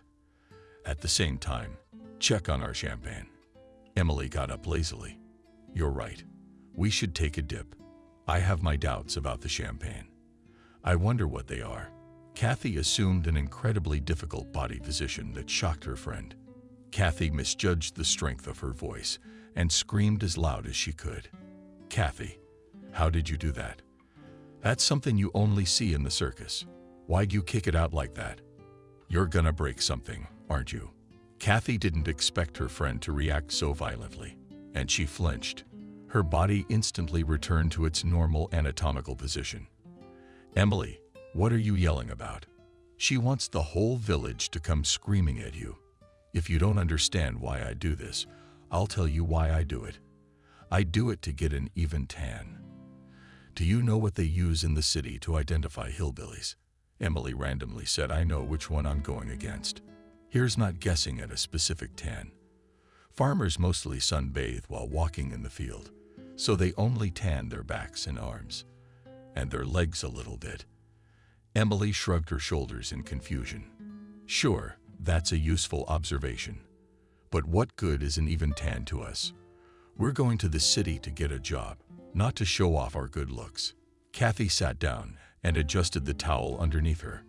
"Don't you think we'll meet some guys in town and they'll invite us to the beach for a vacation? And when we take off our robes, we'll reveal a picture that will shock potential suitors. You know what? Going out in public with a tan like that, you should just get a tattoo on your forehead. I'm from the country." Emily tried to object. "What's wrong with being born here?" Kathy grinned. "And cite the famous proverb, 'Where you were born, there you are useful.' It's all nonsense. It hasn't worked on me for a long time." Having expressed his opinion, Kathy turned his attention to his flushed flanks. "I think I'm a little burned out, and therefore it is time to urgently take remedies." The girl looked at her friend, who continued to stand beside her. And already the commander with such a tone ordered Emily, "Why are you frozen? Get the champagne. This is the best remedy for sunburn." The face of her friend took a suffering expression. "Kathy, maybe you shouldn't get divorced in this heat." Kathy also gave her friend a look that she could do just as well. Soon the splash of water was heard, and then the satisfied voice of Krukova. "Kathy, the idea of Kunis is such good water." Admirer of a beautiful tan muttered under his nose, "Before I have enough in this ditch any disease to pick up. There are leeches crawling here and other nasty things." Emily repeated her call. And this time Kathy and cheerfully answered, "Let's have champagne first and get in touch. And afterwards I might follow your example." Emily returned with a gripping bottle of cold. "To open myself, I do not know how to open." "I didn't doubt your limited abilities. It's for that reason, friend, that I'm trying to change your dreary existence. After all, the city life compared to the village cosmos, only there you can feel human." The girl masterfully coped with the opening of the stubborn dish, and Emily again gave her an admiring look. "How do you do it so skillfully?" Kathy poured the bubbling drink into disposable cups. "I worked in a bar there at one time and learned the art.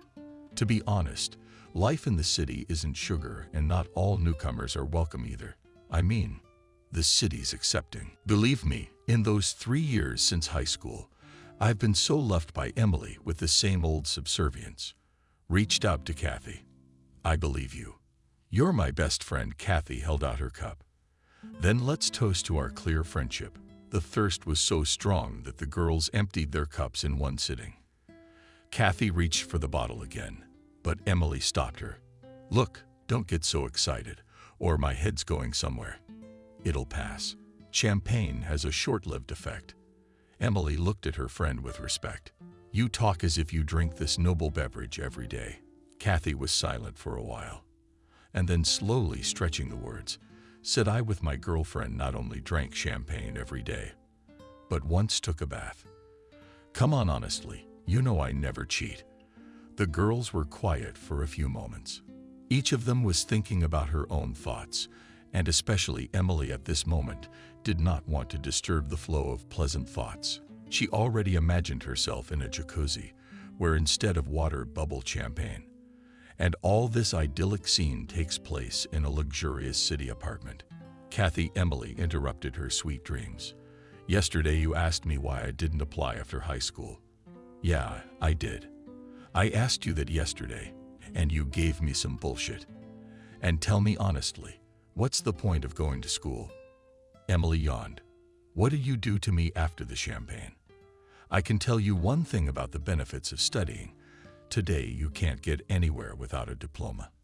I'm not the heiress of an oligarch or at least a governor.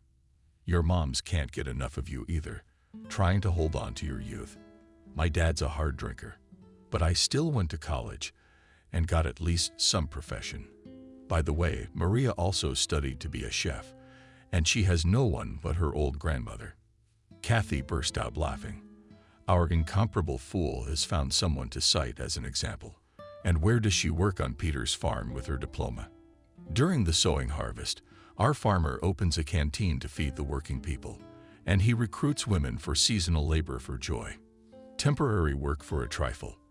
And I heard from Anna that Peter's going to go bankrupt soon. You see, even businessmen make bad businessmen from the countryside. So there's nothing for you to do here, Emily. Unless you get a job painting roadside bollards and bus stops. There's no other fate for your painting diploma.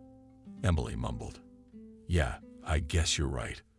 Well, I'm afraid Kathy spanked her friend would make her back blush. He who doesn't take risks doesn't drink champagne. The girl divided the drink into cups and prepared to drink it. But something caught her attention. She pushed Emily with all her might, and she let go of her glass from her hand in surprise. Kathy, be careful. But her friend didn't let her speak again. Emily, look, there's an unknown object moving towards us from the village. I wonder who's going to disturb the rest. Emily stared at that point too. What was Kathy looking at?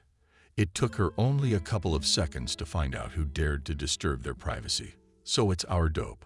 Have we sadly done our head in? Now he's going to tell us about his grandmother.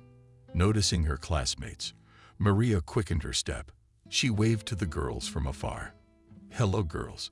As the water is not optimistic answered like steamed milk. Are you going for a swim? Maria approached their parking lot and stared admiringly at Kathy. Kathy, I didn't recognize you. Kathy grinned. That's good. That means I'll be rich. And you, Maria, haven't changed. Where are you going? I'm going to pick sorrel. Grandma asked me to. She loves sorrel. Kathy said with undisguised sneer, good food and healthy. We won't keep you to Grandma's errand. Yeah, but I'm off then, go Maria. Good luck to you. They watched in silence as Maria moved farther and farther away from their rookery, when she was already a decent distance away. Kathy said with exasperation how primitive it was, and yet someone likes such squalor. Some of them spilled the rest of the champagne. You mean Sam? He's not even out of this world running after this lunatic. You know, even gives her flowers. They're all over the flower beds at the village hall. Emily was well aware that Kathy had a crush on Sam back in high school.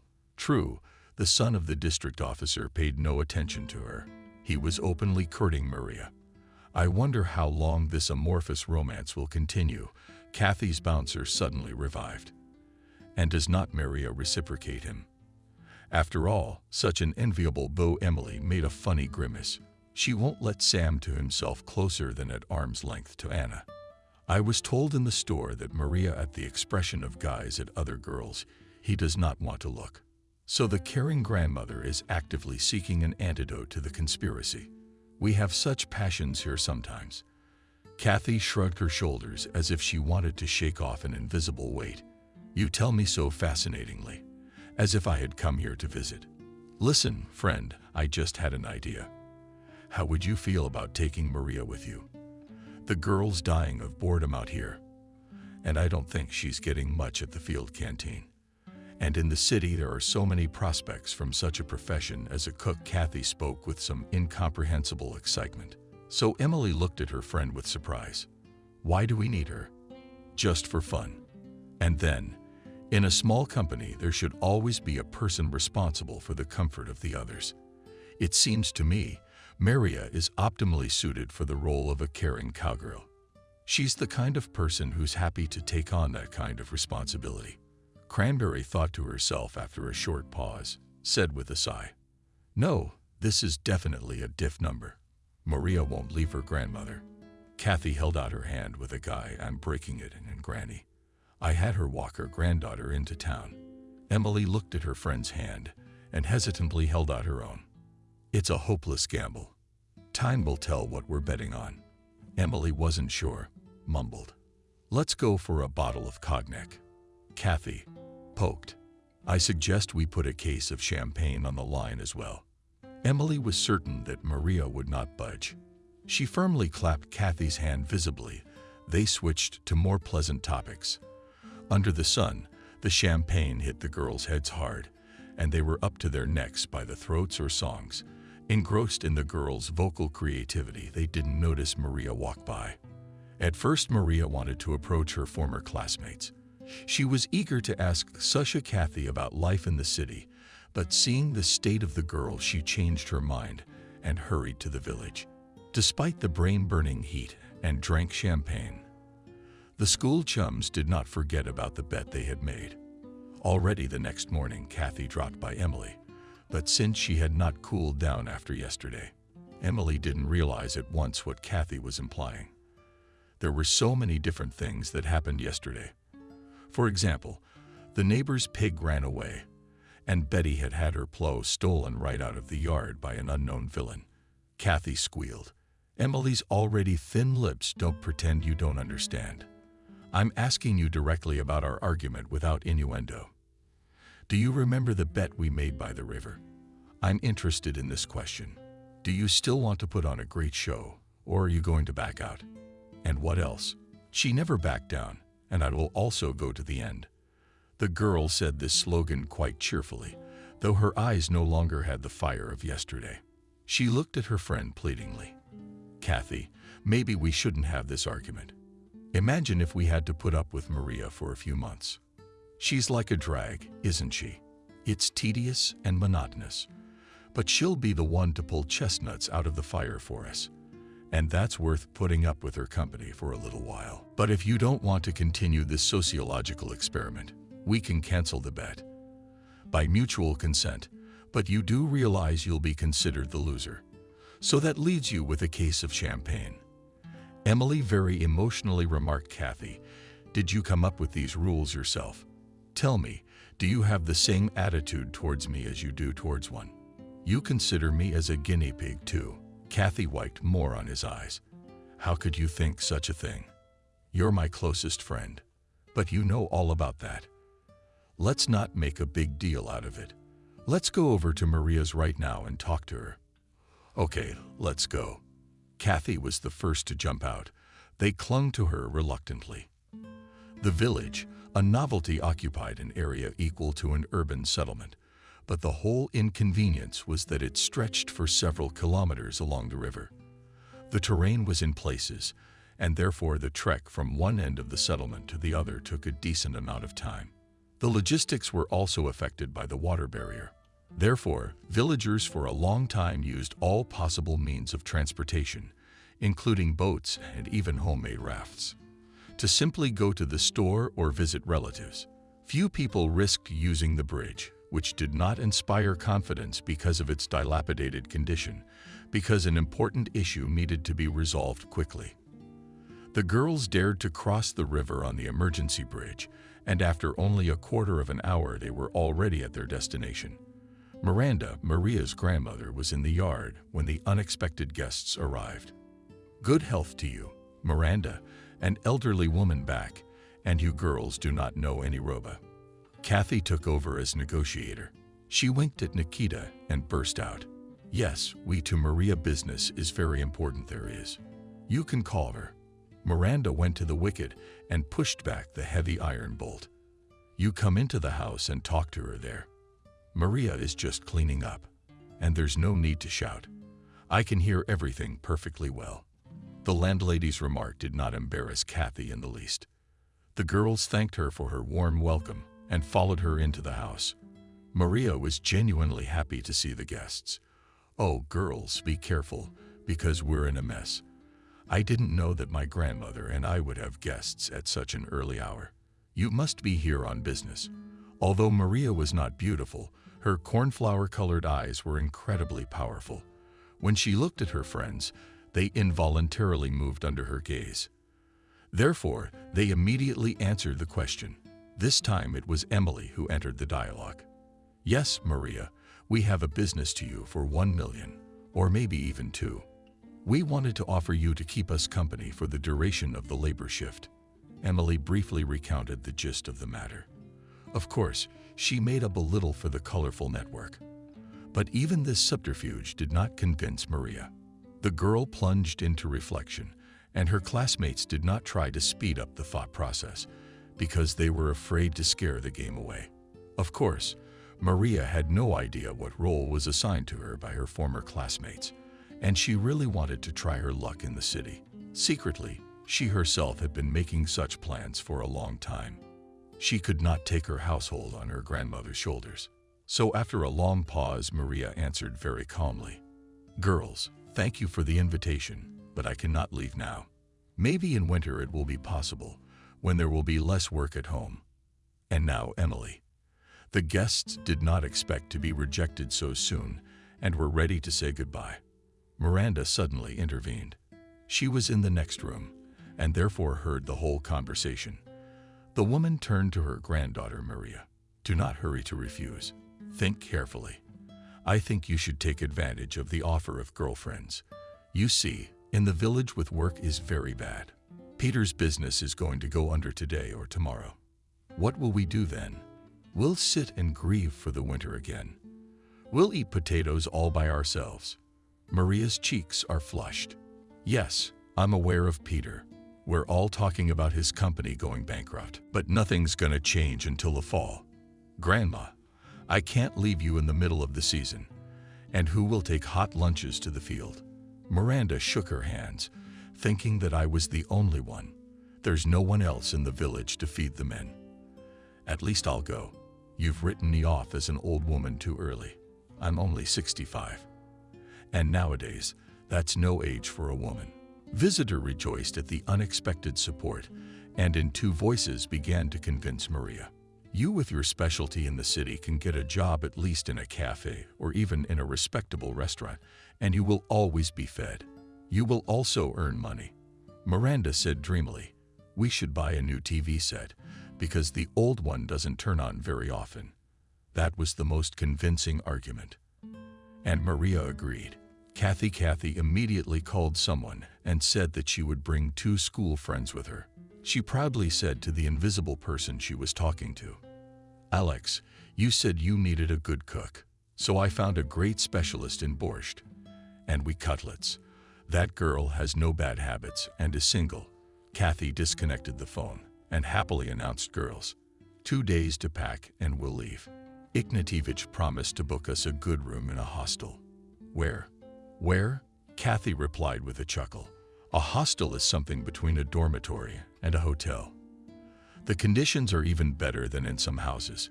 It's new to us." 2 days flew by like 1 hour. Miranda tried to prepare herself morally for a long separation from her granddaughter, but she had no idea how hard it is to let go of the person she raised from diapers. No one saw off her friends, and the old woman kissed all 3 of them and wished them good luck. At their station, the train stood for only 2 minutes, so the conductor dazed the girls. "Come on, girls, jump into the carriage, or you'll be left behind."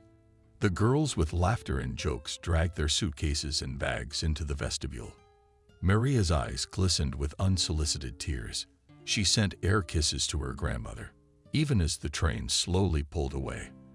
But the train was gaining speed with every second.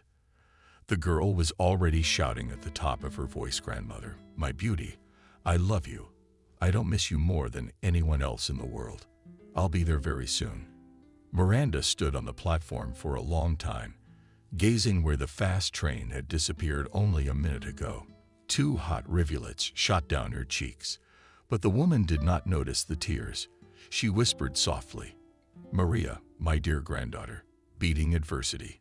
Buses to the village in the evening did not run, and Miranda decided to walk home. But no sooner had she left the station than she heard a familiar voice from behind. "Stop." The woman stopped, but did not turn around, because she recognized Anna's nasty voice. Anna was breathing noisily, but it did not prevent her from talking on the move. "What a motherfucker." She turned on the 4th speed like a sportswoman, "and I can't catch up with you." Miranda couldn't stand Anna, who was considered the village's chief storyteller. "She's pretty cold. Ask her, and what need made you run after her like I didn't borrow money from you, and you don't owe me anything." She stopped her unfriendly tone, gesticulating vigorously with her hands. She asked her friend snidely, "History repeats itself. What are you talking about?" Anna danced on the spot. "And your granddaughter Maria also went to the city for happiness. So did her mother. Look, Miranda, don't let her bring you a hem too." Anna appeared as if from inside her. The devil's power was spreading. "Why did you let the girl go with the goddess's daughter? Don't you know what heroics Kathy was famous for in town? The women said she worked at the club and was a man's girl." I'm so sorry." Miranda's grandmother spat and wanted to say something else, but Miranda rudely cut her off. "You saw her dancing on Anna," and shook her head negatively. Miranda kept stepping on it if she didn't see it. "Then why are you wasting your breath?" Grandma Anna moved on, but Miranda kept up. "Am I not telling the truth? Did your Anna, for example, give birth to a girl by her lawful husband?" "No, she took a baby out on the town. They say that bad things are inherited. Your granddaughter could do the same." Miranda sharply turned around, and from here the crow old Chevaksar. "Of course, the child. It's better to follow your grandson. Look, he is more likely to you. She makes illegitimate granddaughter, because she gets mixed up with anyone." Miranda shook her hands up in hysterics. "It's all hearsay. Our Sam is smart and decent. He graduated from an institute, not like your granddaughter. You're the one who's jealous that he doesn't pay attention to your Maria. That was out of line. And Miranda has also changed to a more understandable Miranda and language for grandma. Yes, your Sam was pissing all the corners near our house out of grief, because my granddaughter pays no attention to him." October Pavlovna didn't expect such a turn. She wanted to say something scathing, but from nervous shock, she lost her breath.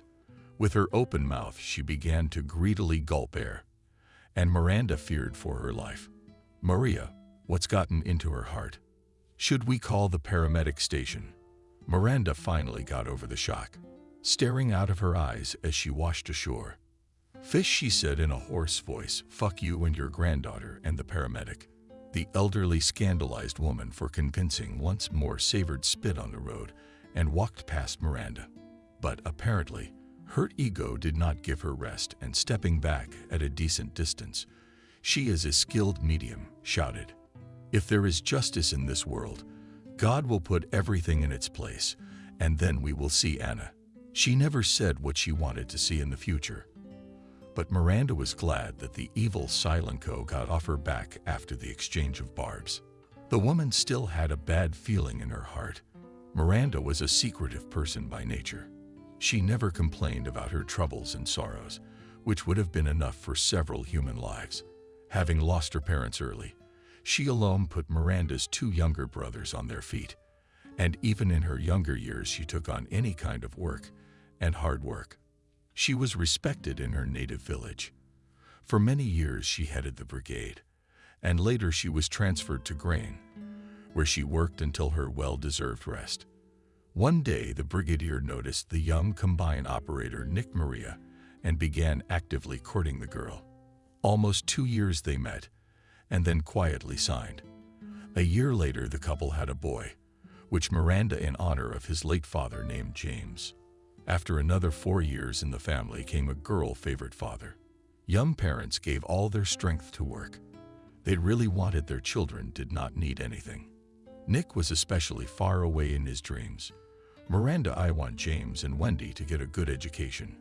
They will study and settle in the city and live in an apartment with all amenities. Then they will have families and bring their grandchildren to us for the summer. Miranda then laughed at Nick's husband to make your plans come true. You need the most important thing. The man has guessed the money without fail. Well, that won't be a problem. After all, you and I earn good money and the cow gives a substantial profit. The woman looked fondly at her husband. Of course, today you can't go anywhere without money. But Nick, about something else. It is necessary that the children themselves want to learn, to then use, so to speak, the fruits of their labors. Our son has no desire for knowledge. He spends his days bumming around. The man optimistically remarked, that will pass. You'll see. But the miraculous transformation didn't happen. James grew older and more out of hand. And in the last year of school, the boy in general threw out such numbers that not only the residents of the Novelties, but the whole neighborhood was shocked. The apotheosis of his activity was a fatal incident, which is still remembered by the old-timers. In April, that is, exactly 2 months before graduation from high school, the eldest son, together with a group of peers, decided to party hard. Young people for courage a little drunk, and James's blood boiled. Guys were about to put on an exciting show. It's going to be an unusual race, and the winners will enjoy the company of the best girls in the world.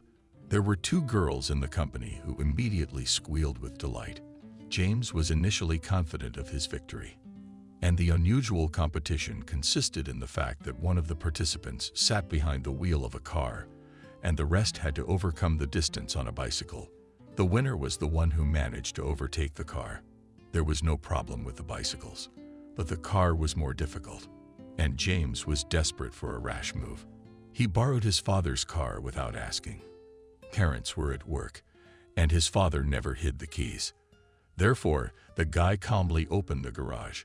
His father often during joint trips trusted him to drive the vehicle, and James was absolutely sure that his venture will not have dire consequences. His younger sister saw through the window and tried to stop him. James, I'm going to tell Daddy. The girl's appearance was not in James' plans, and he shouted at his daughter. Tell him what? That you took the car without asking. James took a swing at his sister, but she backed away from him and resentment receded. But in her eyes she wanted to get back at her brother for being rude. So James changed his tone. Rubberband promised didn't take to the road. Take a little ride on the old tractor, and I'll be back. Lone looked at her brother doubtfully. How long will it take you to get back? About 2 hours. Maybe sooner. You just don't say anything to Mom and Dad, and I'll give you the eternal use of my chips for your silence. James had long noticed his little sister looking at his collection. Her brother's promise made a strong impression, and she shut her mouth. The father was the first to come home from work and immediately found the car missing. He immediately realized that it was his son who had stolen the car and promised to tear off his ears. But the head of the family could not fulfill this promise because the son did not show up even at night. The couple went round the entire village, but did not get any sensible information. Some saw Nick's car, but where was it going? They couldn't say for sure. The parents spent the night without sleep, and it was only in the morning that the lonely girl told under pressure that the elder brother was going to race on the old road yesterday.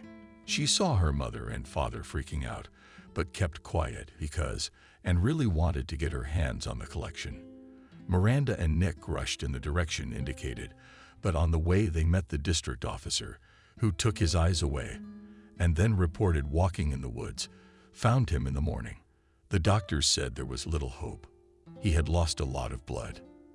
He was taken to the district hospital. The light faded in the eyes of the unfortunate mother, and she collapsed senseless on the ground. The doctors were powerless, and the 17-year-old boy died without regaining consciousness. The investigation lasted several months. All participants of the accident in one voice claimed that James himself was to blame for the incident. The guy was inexperienced, and during the chase he snapped on a turn in the quarry. The fall from a great height turned the car into a pile of iron. Having received serious injuries, the driver could not get out of the death trap for a long time. Participants of the dangerous contest instantly scattered, leaving the victim to his fate. The guy lay in the quarry until morning, where he was found by mushroomers. After the death of the eldest son in the Maria family came black days. Nick blamed himself for everything. If I had hidden the car keys, nothing would have happened. Miranda didn't try to change his mind and remained silent. But it was her silence that said that she, too, blamed her husband for the misfortune. This burden was unbearable, even for a strong man like Nick Maria. He began to drink heavily, and one day he appeared on the floor in an unconscious state and immediately passed out. Miranda didn't realize it until the next day. Toward lunchtime, she asked her daughter, "Miranda, go and see how Daddy is doing." The girl ran to her father's room, and from there she screamed, "Mommy, I'm afraid there's something wrong with Daddy. He's all cold." The man was only a few months shy of his 40th birthday. In the news, everybody felt sorry for Miranda. 2 deaths in 1 year. You wouldn't wish that on an enemy. But Miranda could not afford even a moment of weakness because she had to take care of her daughter. And she gave all her love and care to the lonely girl. But the daughter took her mother's sacrifice as the norm, and every day her demands to her parents increased. The girl believed that the mother should fulfill her every whim, but she herself at the same time forgot, even to say a simple, "Thank you." The women at work sympathized with the foreman. One of the oldest workers once told her, "Miranda, you shouldn't spoil your greengrocer so much. Children should be kept strict. You put a crown on your girl's head." The foreman didn't like the experienced woman's remark, and she defiantly said, "You keep your grandchildren in the hedgehogs, and remember, I do not need anyone's advice." No one else on the grain, and did not try to open her eyes to the real state of affairs. And the reality was that it wasn't long before everyone was pointing fingers at Miranda's daughter in the novelty section. Singleton graduated from high school with only 2 B's in her certificate. She easily entered the university, but after 6 months she was expelled for truancy. Rumors spread around the village that Xinyu walks with grown men. And one day she herself showed up in a white car with a beau who was fit to be her grandfather. She introduced her mother to her companion as Mammy. "Mammy, meet my boyfriend." Not shying away from her guest, she pounced on her daughter. "Miranda, your beau Emily isn't exactly a beau. He's got sand coming out of one place. What do you need that old stump for?" The girl accused her mother of being an idiot, and together with her daddy immediately rolled back to the snow-white foreign car. But only a few months passed, and she reappeared in the village, but already with a young man. So her mother wouldn't think anything of it. She warned her mother right away. "Mom, this is my producer." The unfamiliar word stumped the woman, but she explained that she was taking vocal and dance lessons in the city and was going to perform abroad, or rather, in Turkish resorts. "Mom, you just don't worry. We have a whole group of girls, and we're not doing anything bad. We're just helping a celebrity perform." Wendy said the name of the artist, but Miranda had never heard of the singer. She tried to find out the details of her daughter's incomprehensible creative activity, but she, referring to the wild business, that same evening left alone. The man did not utter a single word during the whole time, but observing this visit from the side of the village women with certainty said, "Not of ours. This guy must be a Caucasian. Only there they live such a black guy." And Wendy didn't show up for a year. She'd call her mother once in a while, and in a happy voice she'd tell her Mammy, "I'm doing great, don't worry, I'll be there soon." And her daughter kept her promise. Only the mother was not very happy about her arrival, and it was the ubiquitous Anna who informed her. She rolled into the house without knocking, along with clubs of ice-cold air. Then Mom, Your Greenery arrived. The woman rushed to the door, but Miranda as if, by the way, and said, "Do not rejoice before time. It seems your little girl has arrived with a gift," she said, breaking the news. The chief gossip did not hurry to leave Maria's house, but Anna was burning with impatience. She wanted to see the meeting of mother and daughter herself, so that she could tell the gossips everything in great detail. He had a short half-coat of blood which only further emphasized his fading belly. "Mom, here I am," by the confused look in her daughter's eyes. The woman understood everything without further words. "Come in, daughter." Why froze on the threshold? "You're home, and you have nothing to fear here." Anna expected anything, but not such a restrained welcome. After waiting a few more minutes, she got nothing and went home. 3 weeks later, Wendy gave birth to a baby girl. When the baby was brought home from the hospital, the new grandmother took a long look at her, and Miranda took her interest in her own way. "Mom, if you're trying to find a resemblance to someone you know, you're doing it wrong. You don't know Father Maria, and I hope you never find out about him." Miranda was shocked. How could it be like that? A child should have a father. Things happen in life, but there are always two parents. Miranda stared at one point and said angrily, "My daughter doesn't have a father, and I'm asking you very nicely, Mom, never to start a conversation with me on this subject.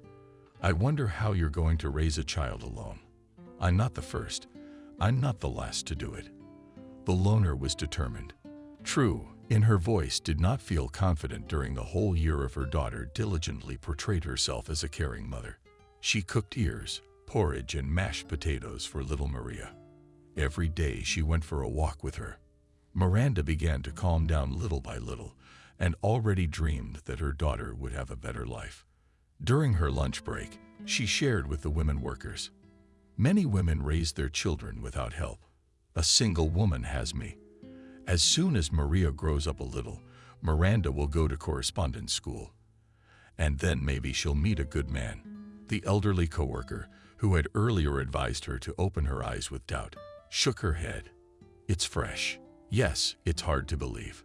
Miranda, don't think I'm saying anything against your Wendy, but the girl said that she had her husband's husband on her neck, the chief accountant, and a baby's no big deal. When there's an itch in one place, don't let it get out of hand." In the evening, there was a confrontation. Miranda demanded that her daughter end the relationship. "And Wendy, you're not only embarrassing yourself, you're embarrassing me. Think of your daughter. What will people say when she grows up?" The young mom didn't like the tone of the conversation and started yelling at the mother. "Don't go where you're not asked. This is my life, and only I will dispose of it. I'm sick of all this." "What are you sick of?" "Everything. This miserable village, and you, and your moralizing." The high-pitched talk frightened little Maria, and the girl cried. But Wendy did not hurry to calm her daughter. For a few seconds, she paced around the room, and then jumped out into the street. All night she called someone, and in the morning she said, "I found a job in the city, but you realize that with a small child I have nothing to do there." Miranda tensed up. "What are you going to do? Rent a baby home for a while?" "I've heard that's what a lot of single moms do." Wendy was talking and getting stronger at the same time. The mother's patience was wearing thin. "Stop it. I'm not gonna let you abuse my granddaughter. Get the hell out of here and don't show your face to me again. I'll have your parental rights revoked." Her mother's threats did not frighten the young woman. On the contrary, she was happy and began to pack her things. Miranda watched her daughter and could not believe that all this was happening on his little one. Maria was merrily babbling to herself, paying no attention to the adults. But when Wendy packed a travel bag, the girl reached out to her hands. Mom, Wendy indifferent. What threw her daughter in a bad cheek? "Daughter, Mommy has to go, earn money. When there's plenty of money, I'll come and take you with me, while you stay here with Grandma." And Wendy went all giddy. She hesitantly grasped the doorknob. "Mom, you're not going to give me a ride, are you?" Miranda took the bills out of her purse and silently handed them to her daughter. She wanted very much to stop Wendy at that moment, to ask her to come to her senses, but resentment toward her daughter prevented her from taking that step. For almost 2 years, there was no news from Wendy. Maria grew up, pleasing her grandmother with her little successes. But one winter, just before Christmas, they had a guest, in which the woman did not immediately recognize the producer Leo. The man came into the house and sat down on a chair without invitation. With a barely perceptible accent, he said, "Miranda, unfortunately, I have come to you with bad news. Wendy is gone. She's dead." The woman joined the wall to keep from falling. "How dead? I've never even had her with a cold. You must have conspired and decided to play a joke on me." Leo said just as flatly, "You don't joke about things like that. Wendy had the flu, but she didn't want to be treated, and the illness gave her complications. I don't know much about medicine, but what a severe form of pneumonia it is. Where do you want to bury your daughter?" Leo helped Miranda with the funeral and left her a decent amount of money. Saying goodbye, he said, "If you have any difficulties, give me a call. I have to tell you that I loved Wendy, but I couldn't leave my family. We have very strict laws." It was only when the taciturn man left that Miranda realized she had never asked him about her daughter's occupation. She never showed up again, and she didn't try to find him. Miranda decided to devote the rest of her life entirely to her granddaughter. She protected the girl from bad rumors and harmful influences as best she could. Her grandmother told Maria different stories about her dead mother, and the girl believed that her mother was an artist and toured the country. Maria sat in the waiting room and stared blankly at the people who ran past her with suitcases and bags. She, too, had to urgently determine what to do next. But Emily could not solve this difficult task. The obsessive thought that was beating painfully at her temple prevented her from concentrating. You know exactly what Kathy represents, and you trusted her anyway, now reaping the rewards of her foolishness. The new unfamiliar life that had begun so fabulously that summer evening when her school friends had invited her to go out on the town with them was suddenly cut short. All the way the girls discussed how they would work. Maria was full of hope and made the most fantastic plans and hopes for the future. The very Alex whom Kathy had called at the time welcomed her with open arms. "We need a cook. I hope you know how to bake pancakes." Maria nodded happily and wanted to tell him about her cooking skills, but the man hastily stopped her. "I would love to hear about your accomplishments, but I have such a job that every second is precious. You'll tell me everything on the spot. This place is private and reputable, so you're gonna go for your medical exam, and then we'll get you properly registered." Maria had never been to a big city before and was confused. "But I don't know anything here. I would like to be together with the girls." Alex frowned his eyebrows unhappily. "Your girlfriends will go to work elsewhere, but you will live in the same room. I've already arranged everything." Seeing that Maria still hasn't moved, the manager said doomedly, "Well, what is it? Do I have to lead everyone by the hand? Okay, now we'll think of something." Wait, a little in the corridor was not less than an hour, and Alex again invited Maria into the office, where opposite him sat a girl and wrote something quickly. "Maria, hear you about the counselors together past the commission, and then come here." Only in the evening, tired and hungry, Maria got to the hostel. Emily and Kathy had already settled in the room and greeted her with enthusiastic shouts. "We've already lost you. We're starving," Maria muttered unhappily. "Then you should have cooked your own food." Kathy lazily got up from the bed. "Oh, why should we waste our energy when we have our own personal cook? Maria, let's make a deal. Emily and I keep order, and you cook meals for 3. Deal." Maria didn't suspect anything wrong and agreed to this arrangement. She only asked about groceries. "How much we'll buy with?" "We'll fold." Emily answered that question.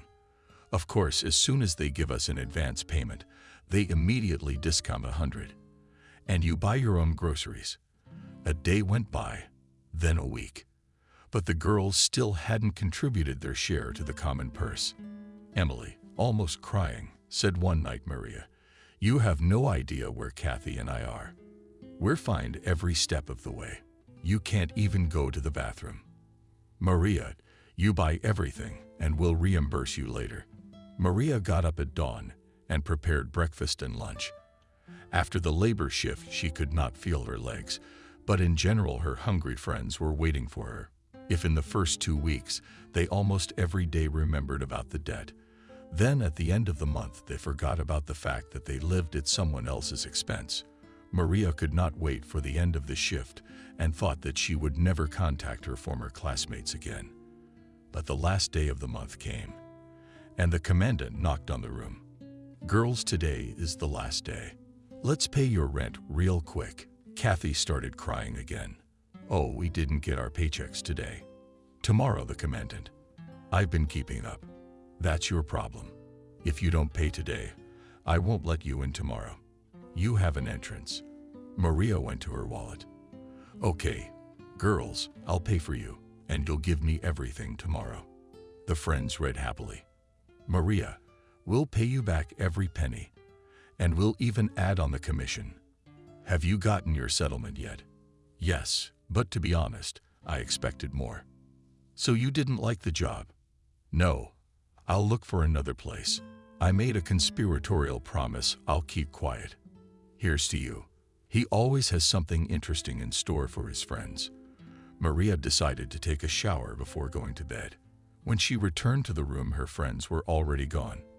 On the dining room table was a note saying goodbye to the market and a fiery hello to Grandma. Swayed under Maria's feet, she felt uneasy and decided to check her purse, but there was not even a trifle there. The girl shouted in despair, "Bastards, all raked out. What am I going to do now?" She still had hope that Alex would agree to extend the contract with her. And in the morning, she went to her former place of work, but there was already a new employee in the kitchen. The girl went to Alex, but he was not there. She went back to the hostel, but the commandant didn't let her in. "I've already put other tenants in your room. If you want, I can offer you a one-person suite. It's empty, but you'll have to pay in advance," Maria begs. "You let me in, and I'll pay you later. I just don't have any money right now." "Where'd you put it, sweetheart? You just got your paycheck yesterday." The commandant stared at the girl, frequently blinking her eyelashes, on which mascara hung in pieces. Maria dejectedly said, "They took away all my money, not even the change left." The woman's face flashed like a torch. "What insolence! Are you saying that we have criminals here? Well, get out of here, and don't show your face to me again." To evict undesirable dwellings, the commandant used not only words but also brute force. She began to push the girl out the door of her establishment. Following Maria out flew her suitcase and travel bag. She was caught with it and zipped out. The girl right at the entrance checked her things and knocked on the door. "There's my pot left in the kitchen. Give it back, please." 5 minutes passed, and someone's hand threw a dish rag through the window. Maria picked up her belongings and wandered to the bus stop. For the first time in her life, she was riding public transportation without a ticket. But surprisingly, she was not tormented by remorse. The girl's brain was working in emergency mode, trying to find a way out of the situation. In such a state, she almost fell under the wheels of a huge car at the station. Saved from injury was the fact that the car was moving at minimum speed, and only slightly its side was sinking. Finding herself on the hood of the Jeep, Maria screamed with fright, "Oh, Monty!" The driver who jumped out of the car jumped on her. "Where are you going? You're stupid. You're still carrying your suitcases. You've dented my whole car." The indignant driver could not stop and said everything that the culprit of the accident thought. Probably he would have talked for a long time. But the flow of swear words was interrupted by a respectable-looking man who also got out of the car. He calmly, but rather strictly ordered the driver, "Ethan, don't shout. It is not worth attracting unnecessary attention." The driver, excusing himself, pointed to the dent on the hood. "Zach, look what she has done. At whose expense are the repairs?" "Repairs are nothing." The main thing is that no one was hurt in the collision. Young lady, are you feeling all right? Maria didn't realize the question was addressed to her. Only when the status passenger of the Jeep repeatedly asked her how she was feeling. She quietly said, "Don't worry, I'm fine. Please excuse me, I was just thinking and didn't notice your car." The traffic jam didn't last more than a minute, but for city traffic, that's too much time wasted on all sides. The klaxons sounded at different harmonies and Maria hurried away from the scene of the collision with the Jeep. She ran to the station without turning back, and an inner voice reproachfully told her, "Well, almost hit by a car. You should be more careful. This is not a village with only one road." As the girl still hadn't decided what to do next, she made her way to the waiting room. After sitting for 2 hours in a fruitless search for a solution, she wanted to call her grandmother to send her some money for the trip, but the cell phone gave no sign of life. The girl muttered annoyingly, "Damn, I forgot to charge it yesterday." By the evening, the human flow increased and many future ex-passengers went straight to the buffet. Very quickly, a decent coup formed there. Maria was suddenly struck with an idea that seemed worthwhile to her at once. She picked up her luggage and headed towards the buffet. The crew was bubbling with indignation, as everyone thought that Maria was trying to break the strict order and comrade is not where you go. "What are you, special? Get in line." The barmaid also shouted at her, "Girl, have a conscience. You shouldn't be so eager. I'm not going to serve you without waiting in line." Despite the threatening shouts, Maria still came to the counter and looking straight in the eyes. The barmaid said, "Auntie, I don't need your pies." The barmaid was puzzled. "Then why did you push your way in? Let me help you. I'm a general cook and I know how to do everything." The caterer got suspicious. "And why did you suddenly decide to help me?" "I need money for the road. They took my money." She did not have time to tell about her trouble because the barmaid agreed with the siren. "Stephen, come to the buffet immediately." A policeman came out of the ground. "What's the problem?" The aunt nodded toward Maria, who was still smiling naively. "Look at this young swindler who got money from me." Maria could not believe her ears. She swiveled her head, expecting support, but the whole line was on the side. The barmaid. Somebody even shouted, "Get that sheep out of here. People want something to eat, and she's making a circus out of it." The policeman took the girl under his arm and politely offered to come with me. "Why? I didn't do anything wrong. I just offered my help. Come on, we'll sort it out." The girl tried to free herself from the clutches of the policeman, but all her attempts were in vain. The polite tone of the station orderlies changed to rudeness. Stephen even shouted at her, "You can get 15 days for resisting. It is better to behave quietly and do not kick." Unkind premonitions, nauseous, and a wave rolled to the girl's throat. And at that moment, the very man from the car Maria fell on appeared. "What's going on here?" Stephen immediately recognized this man and began to explain to him with subservience. "Zach, this is the girl. You were money to me, so I was obliged to stop this activity." The man grimaced. "Tell someone else about your vigilance and responsibility. I know who does this kind of activity around here." While the senior lieutenant was thinking what to answer, status to the young citizen Zach, and in a commanding voice ordered him to let the girl go. Maria felt the policeman's hand clench. Zach lifted the girl's suitcase. "This is your luggage." Maria nodded affirmatively, and her savior confidently followed to the exit. The girl did not immediately notice that he was followed by the driver who had recently called her all sorts of names. She had no choice but to follow the men. Thanks to her grandmother's and Maria's upbringing, she had learned in her early childhood that one should not get into a car with strangers. One should be especially cautious with men. Zach inspired confidence, so for the first time in her life, she disregarded these rules. However, getting into the car, the girl asked where we were going just in case. The man half-turned to her. "And that's for you and me to decide. But first, you will tell me what happened to you." Maria briefly told how she and her friends came to the city to earn money and how her classmates robbed her, When they found out that she came from the village, Zach rejoiced. But I, too, grew up in the backwoods. It was later that I was brought to the surface of the turbulent stream. I started my life in a small village. Of course, life there was not sweet, but it left many memories dear to my heart. You know, we had a separate schedule, and everyone took turns for a day or two to become deeds. The man smiled and continued. I remember how during one such duty I was examined by a sleeper, and while I was dozing on the grass, there was a cow missing. She had a bright name, Carmen, as they say now. The owner called her that for fun, because the cow had a temper. Suddenly, Ethan, the driver, spoke up. I hope you found it. Zach advised the driver. You watch the road.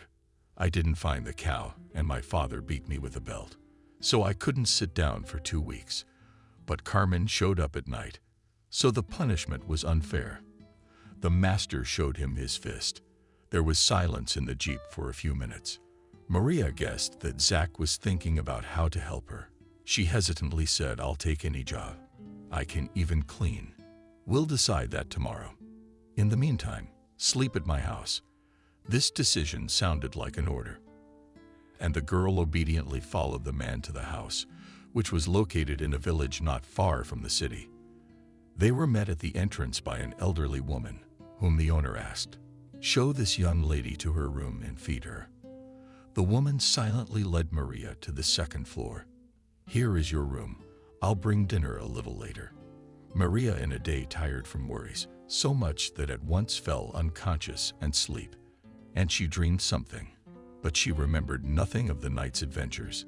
In the morning, she was awakened. A woman brought her breakfast on a tray and told her Zach would be waiting for you in 15 minutes in the lobby on the first floor. Maria felt like a movie heroine caught in a fairy tale, and she wanted very much to enjoy the comforts of a rich house, but time did not allow her to relax. Swallowed 2 fresh pieces of toast and a cup of coffee. She hurried downstairs. Zach was already waiting for her. Good morning, dear young lady. I've been doing some research at my leisure, and I can tell you that there's been some progress in your complicated case. As the man spoke in the old-fashioned manner, the girl could hardly understand the meaning of what he said. She tensed and waited for her benefactor to say the main thing. And that moment came. Zach's rejection lingered and continued his speech. Perhaps you, Maria, will not like my proposal, but at the moment there is only this option. My sister-in-law the other day calculated her cook and now in search of a new worker. The girl was delighted, exclaimed, I agree. Zach made a warning gesture. Are you in a hurry? You didn't let me get my point across. This is a very important and perhaps key point. The fact is that my daughter-in-law's temper is, to put it mildly, not tolerable. The servants in their house don't last more than 2 or 3 months. Maria again optimistically stated, I can take it. I'm very patient. If so, then let's go meet your new employers. Zach dialed a number and clearly said, David, be home. Bringing you a new cook. No, it's better to send somewhere for a while. She scares the girl. A very young girl of about 20. The girl felt a little uncomfortable that she was being discussed in her presence, but she pretended not to notice this tactlessness. They drove the Jeep again. Only now Zach himself was behind the wheel. On the way, he talked a little about his son. David, my son is a professional athlete. He is a track and field athlete. He even took part in the Olympics, but won only silver. He really wanted to win gold, but a serious injury prevented him. So he had to say goodbye to big sports. He was going to go into coaching, but he didn't find himself in that field. He decided to follow in my footsteps, and I want to say that my son turned out to be a good businessman. But he didn't have much luck in his personal life.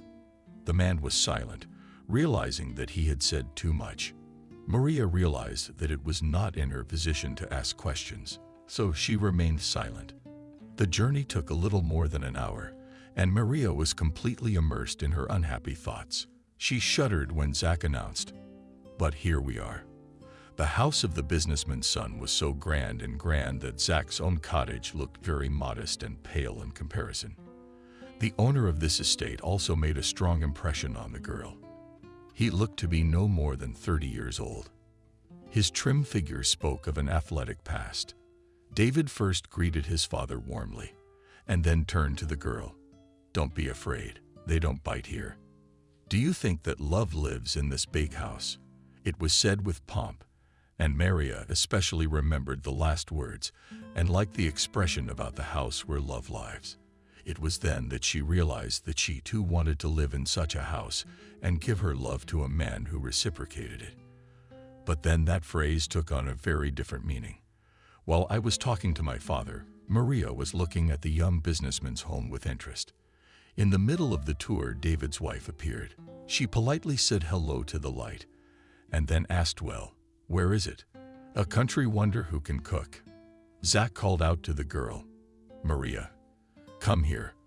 Vanessa made it clear that she was the one who decided everything. Maria timidly looked at this young, well-groomed woman and froze, waiting for the decision of her fate. The hostess began to look at her as if she was not a living person, but a museum piece. But apparently, she was completely satisfied with the results of the examination, because she asked more gently, "How do you like our house?" Maria stammered and answered that it was great. Vanessa liked the answer and invited her into the kitchen. "Then come with me, and I will show you your workplace. I hope you like it too. Aren't you men bored yet?" The kitchen was astonishingly large. The hostess watched the expression on the girl's face intently, noticing that this room caused her to admire it as well. She remarked rather peacefully, "And I'm not used to prying into people's souls, so I won't bombard you with questions. The main thing for me is the professional qualities of my employees. Don't take offense, Maria, but we are going to arrange a small exam for you. Prepare a few dishes that you do best with what you have in the fridge." The kitchen at Zach's house was equipped with the latest technology. Maria knew how to handle those appliances and quickly prepared dinner. Zach was very worried about his protege and decided to stay for the tasting. Maria passed the first test successfully. This could be judged by the empty plates on the table, but it was important for her to hear the opinion of the strict hostess. Vanessa appeared in the kitchen when Maria was getting the dishes. The hostess was surprised. "There is a dishwashing machine in the house. Why don't you use it?" "I don't really trust machines. It's more reliable to wash by hand." "Please, how do you prefer?" The hostess sat on the poof. "I must admit, you've made me very happy. Everything is delicious, hearty. But I must tell you that from time to time I'm on a diet, so on such days you'll cook for me separately." "Okay, if you say so." Vanessa grinned. "Maria, you always agree with everything." "Not always, but I think the master's words are of paramount importance. You have the right attitude. We might even become friends. You can't imagine how boring it is. Living here, having fun has long since become boring. I want new acquaintances and bright impressions, but that's off limits for me for now. The fact that my husband and I are waiting for the appearance of the little one." Maria's lips stretched in a smile. "How great that you will have a baby." Apparently, the young mistress really longed for live communication, so she revealed all the secrets to the new cook. "You know, we had a few years of nothing, and we decided to Vanessa. You've heard of this method." "Of course I have. But it must be very expensive." "You guessed it. It's not cheap. But what can you do to make a family happy? My husband is delirious. He's dying to have an heir. And I have to agree. Otherwise," Vanessa did not say what awaited her if she did not fulfill her husband's demand. She left the kitchen, leaving the young cook alone with her thoughts. Maria was pleased with her first day on the job. She especially enjoyed the frank conversation she had with her mistress before going to bed. She was carried away by dreams of the distant future. She saw herself as the mistress of a beautiful house, drowning in flowers, and next to her was a man very much like David. Although Maria had a little life experience, she knew that it was better not to flash before the eyes of the owners. So from morning until late in the evening, she spent her time in the kitchen. Meanwhile, the young Zach's house lived its own life. One day, the young couple began to clarify their relations very loudly, and the fragments of their conversation reached the cook. That day, Maria realized that in the family of the owners, not everything is not so prosperous as it seems. David and loudly persuaded his wife, Vanessa. It's like in sports, you have to believe in your victory, and you after the first failure immediately sour. The woman sharply objected to her husband, David. I'm sick of you with your sport. Producing a child is not like running a 100-meter race for the best result. Realize that time is running out. I'm 32. Women have babies at 45. Just don't get discouraged. David, what are you talking about? It's not like we can keep trying. Maria guessed that the hostess was not all well with the pregnancy, but she felt uncomfortable that she was an unwitting witness to their conversation. Trying to remain unnoticed, she crept into the kitchen. A few minutes later, the landlady appeared. Maria, pour some wine into my glass. The girl darted her eyes out. Vanessa, but you're not allowed. The hostess curled her lips into a sneer already allowed. It didn't work out with the pregnancy. Such bad luck. For almost 2 hours, the woman complained to the cook about her fate. During this time, she emptied the entire bottle and was about to start a new one. But her husband stopped her. Vanessa, you're at it again. Go to your room to rest. The man took his wife out of the kitchen for the slightest of wine, but soon returned back. Maria, you don't think anything of the sort. It's just that my wife is going through a very difficult time. David, I don't think anything of the sort. In fact, what do you care what's going on in the head of an ordinary cook? The landlord thought for a moment, and then agreed. Indeed, there is no difference. The man nervously squeezed and then clenched his hands. Excuse me, what to burden you with unnecessary conversations, but I just don't have anyone to share it with. Do you have a wonderful father? No, not at all. I can't even discuss such delicate subjects with him, but you can with me. But I'm a complete stranger to you. That's the best part. You won't tell anyone about our family problem. Of course I won't. What's the point of all this? I'm a simple cook and my business is to cook quality food. David's revitalized in that regard. You, by the way, you're getting top marks. You're a really good cook and even Vanessa praises you. Sorry to interrupt your work. I'll go check on my bandits. The master left the kitchen. The short conversation with him made Maria think about David's words when he talked about his wife, and felt no warmth. Vanessa did not show any fervent feelings for her husband either. And this mutual indifference of young spouses was felt at a distance. In the girl's head ran the thought incomprehensible, why these people lived together. And they call their estate the House of Love. Love was not even close to being here. For about a week, Vanessa didn't come out of her hiding place. Maria brought food into her room. The landlady demanded wine every time, but David absolutely forbade giving her a drink. Caring for the unfortunate woman suddenly brought the master and the cook closer together. David came to the kitchen more often, and he was no longer as sad and withdrawn as before. Once he looked in on her out of habit and suggested that you had been living in our house for 3 months. But I've never seen you resting. I would like to offer you a walk through these lovely places. The girl was confused, but the owner encouraged her. Oh, come on. I promise I won't lead you into the dark forest. We'll just walk around a bit. We'll talk. Vanessa, why is Vanessa nervous? The man suddenly laughed.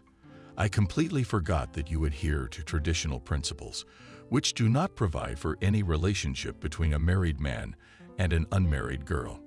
Maria became ashamed of her red thoughts, and she assured her host that you, David, I was not thinking of anything like that.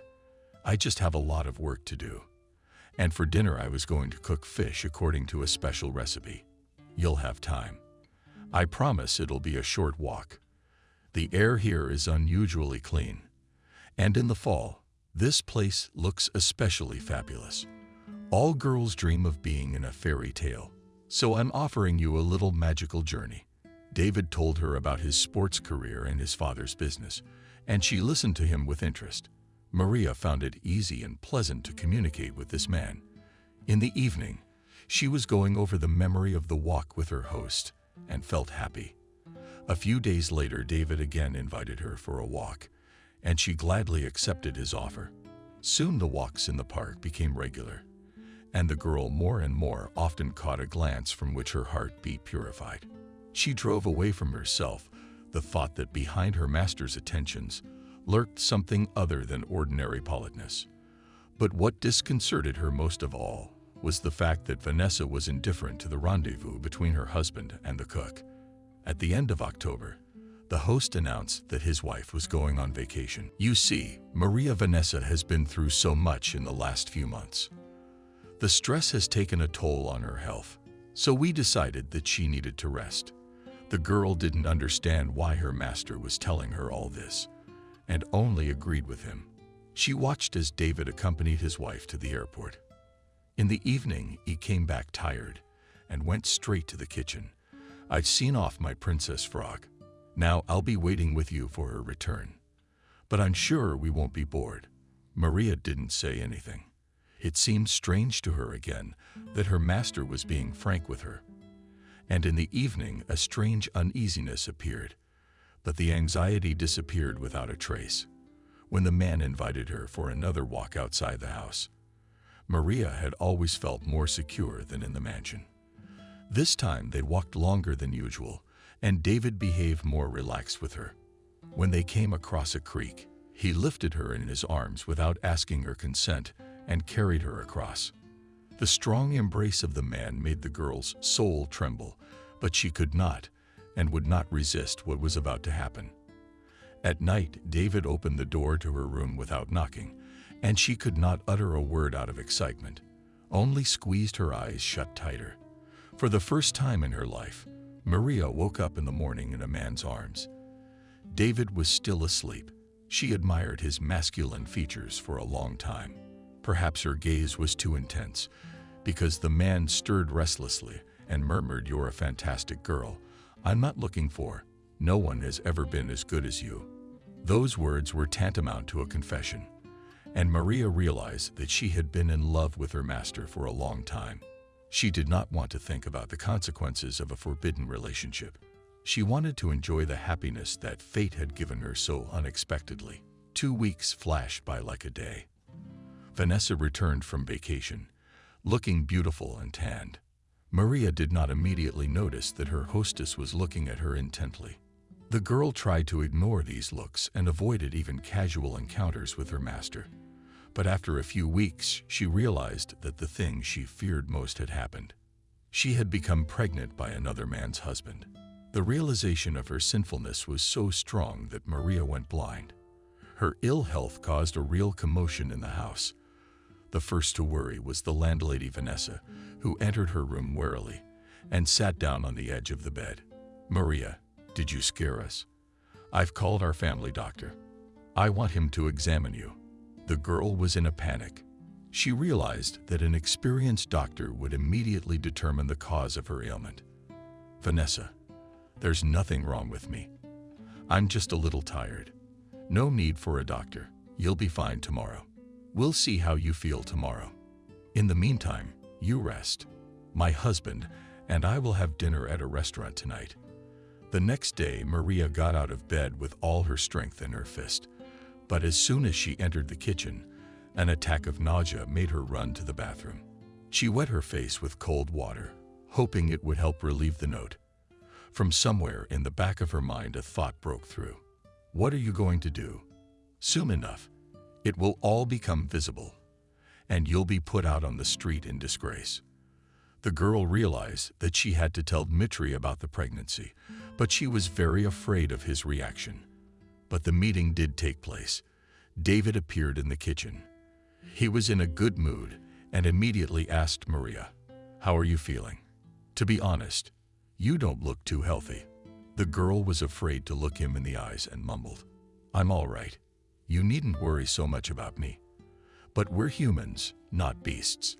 Although beasts are probably more worried about their tribesmen than humans, they are more likely to show selfless kindness and care. And I'd like to follow their example.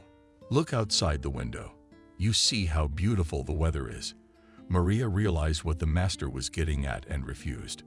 No, Not today. I'm in no mood to go outside. The man insisted you should get some fresh air. Otherwise you're in the kitchen. Why are you huffing and puffing? He spoke deliberately loud. And the girl realized that Vanessa was aware of everything that was going on in the house. She obeyed her master's wishes without much reluctance. All right, and I'll get ready now. Autumn air really had a beneficial effect on the girl. They slowly passed the entire alley strewn with yellow leaves. And they were silent. The first to break the silence. David. Maria, I want to know what's going on. Confidence left the girl, and she burst into tears on the chest of her beloved. David, I don't know how it happened, but it seems, and she expected anything but what followed next. The man drew her to him and began to shower her face and head with kisses. Do you have no idea how happy I am? This is the most joyful news I have been waiting for so many years. Maria gently pulled away, but Vanessa had to tell her about it. Don't worry, we're good. This is a matter I will decide myself when the time comes. Maria calmed down a little and began to wait patiently for the denouement. But the days flew by and nothing changed. One day during a walk, the girl asked me how soon we would become noticeable. I can't live in ignorance. Don't rush things. The main thing is, don't think about anything bad. It's just not the time. And again, the monotonous days and weeks dragged on. Maria's figure became noticeably rounder. It was no longer possible to hide the pregnancy.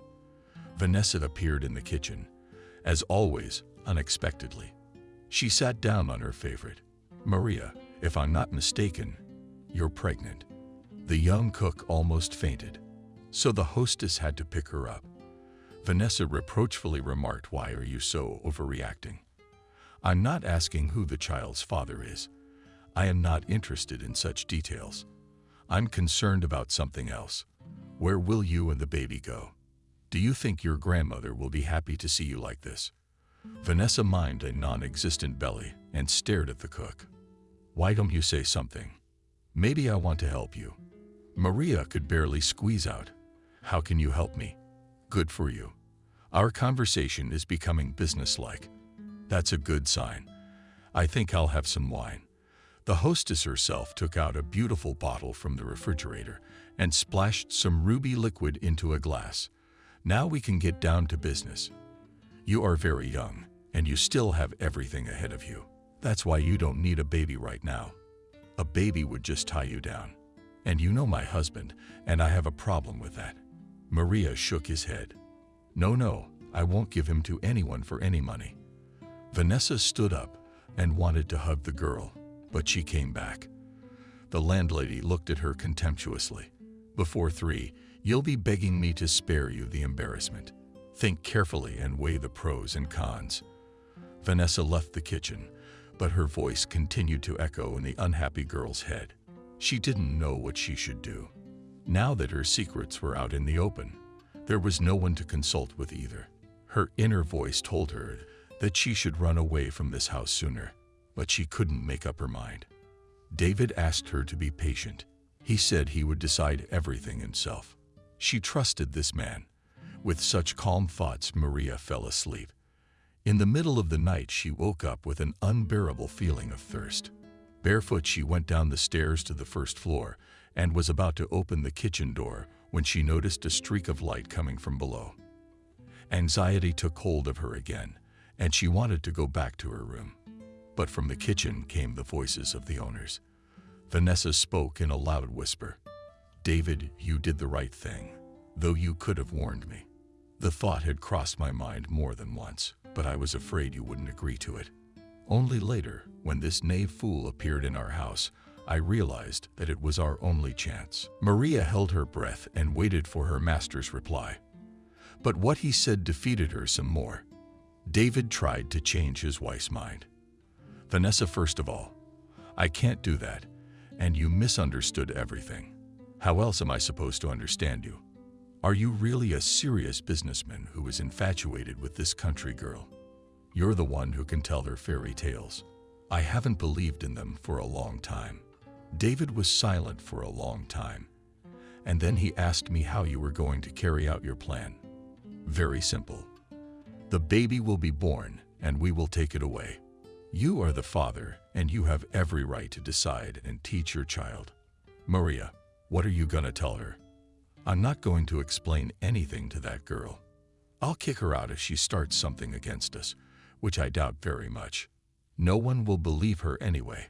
Maria wanted to scream, but she covered her mouth with the palm of her hand so that not even her breath could be heard by the owners. The kitchen became quiet again, and then David hesitantly said, I need to think about it. Maria heard footsteps approaching and hurried to hide. She could not hear the end of the conversation between the couple. She began to pack her things. In a moment of danger, the instinct of motherhood kicked in. The young woman began to look for ways to save herself. During her time in Dumazak, she had well studied all the entrances and exits. She was not frightened. The night raged outside with bad weather. She threw on her cloak and stepped carefully to the back door.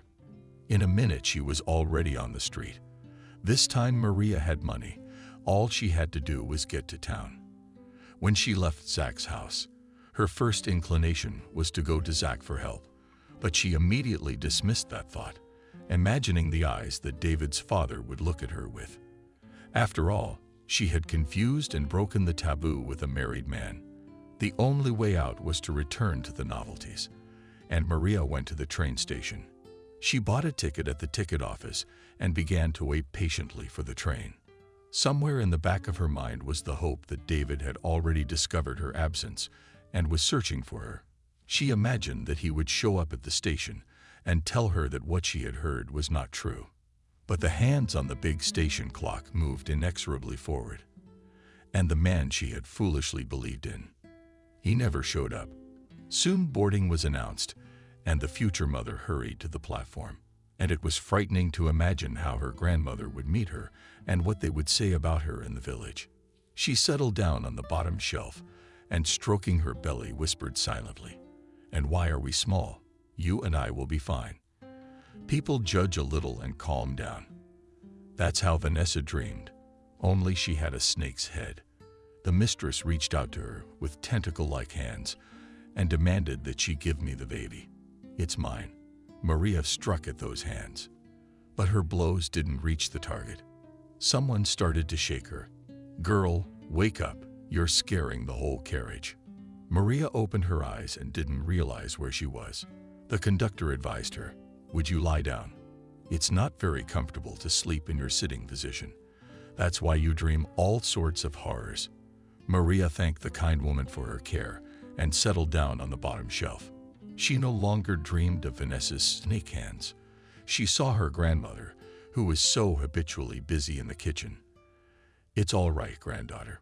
What's this grief? Gossip comes like the wind and vanishes without a trace. And so rumors rustle on, and soon they'll be forgotten." The station was not crowded in the morning. Maria only now remembered that she had not eaten anything since yesterday. She went with her suitcase to the cafeteria. The barmaid glared at her with curious eyes and sighed. The girl thanked her and went on her way. At first, she wanted to get to her house by cab, but then she changed her mind. Whatever would happen, there was no hiding anything anymore anyway. The first one on her way was Anna, a nasty old woman stunned. And when the initial shock wore off, she screamed all over the street, "Look, those people are kind." And the pitchforks poured from downstairs. I told Miranda the bad blood was bound to show. Maria wanted to go around the gossip girl, but she stood in the middle of the road. "So, did you have a nice life in the city?" The witch muttered angrily to herself. But Miranda was just waiting for that. And she's on a roll. "Look, she's calling me names. If I'm a witch, what are you? I'll tell you what you are. A whore." But even this time her words did not reach the target. Maria still bypassed the old woman, while she and the old curses, but her blackwork grandmother Miranda has already managed to do, and look at her granddaughter Maria, and all the free from housework inhabitants of the street. Some went away and aghast, pitying Maria, and some of them snapped at her with barbs. With all her might, the unhappy girl tried to hold back her tears, and only when she was on the threshold of her grandmother's house, she burst into tears. Miranda rushed to comfort her granddaughter. "It's good that you came. Your friends have told me so much about you, but I don't believe a word they say. Don't tear your heart out. You can't be upset right now. You can tell me later, and we'll figure out what to do together."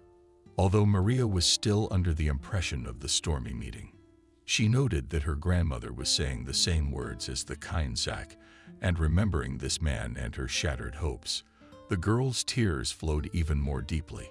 Miranda cost a great effort to calm her granddaughter, but no sooner had Maria a little come to her senses than Anna quietly fell into the house. And I'll tell you this, Miranda, that it was to be expected. Your Maria walked through the village with her head held high, but she came back with her tail between her legs, and you're defending her. Miranda said tiredly, "Who am I defending? You? I don't need your protection. I have a son and a grandson. Now we'll see whose corners." Deceptive. Miranda grabbed a poker and moved toward Anna. She squealed in horror. "You are definitely insane. I'll be sure to file a report on you for threatening me." The door slammed loudly, and Miranda ran down the street. Miranda sank down on the chair next to her granddaughter. "It's okay, Maria. We'll get through this trouble. The main thing is that we are together. Everything else is nothing." The novelties raged for another week or so, and then everything quieted down. Maria in the native house little by little came to herself, but she still for a long time did not dare to show herself on the street. But the voluntary shuddering did nothing to deprive her of the latest news. From her grandmother she learned that Peter's farm had finally gone bankrupt, and the farm was being sold under the hammer. "Maria, I saw with my own eyes the new owner, such a representative man. And his car is expensive, all gleaming." Maria was least interested in the future of Peter from the farm, but out of respect for her grandmother, she supported the conversation. "Grandma, nowadays, every other man in town has one of these cars.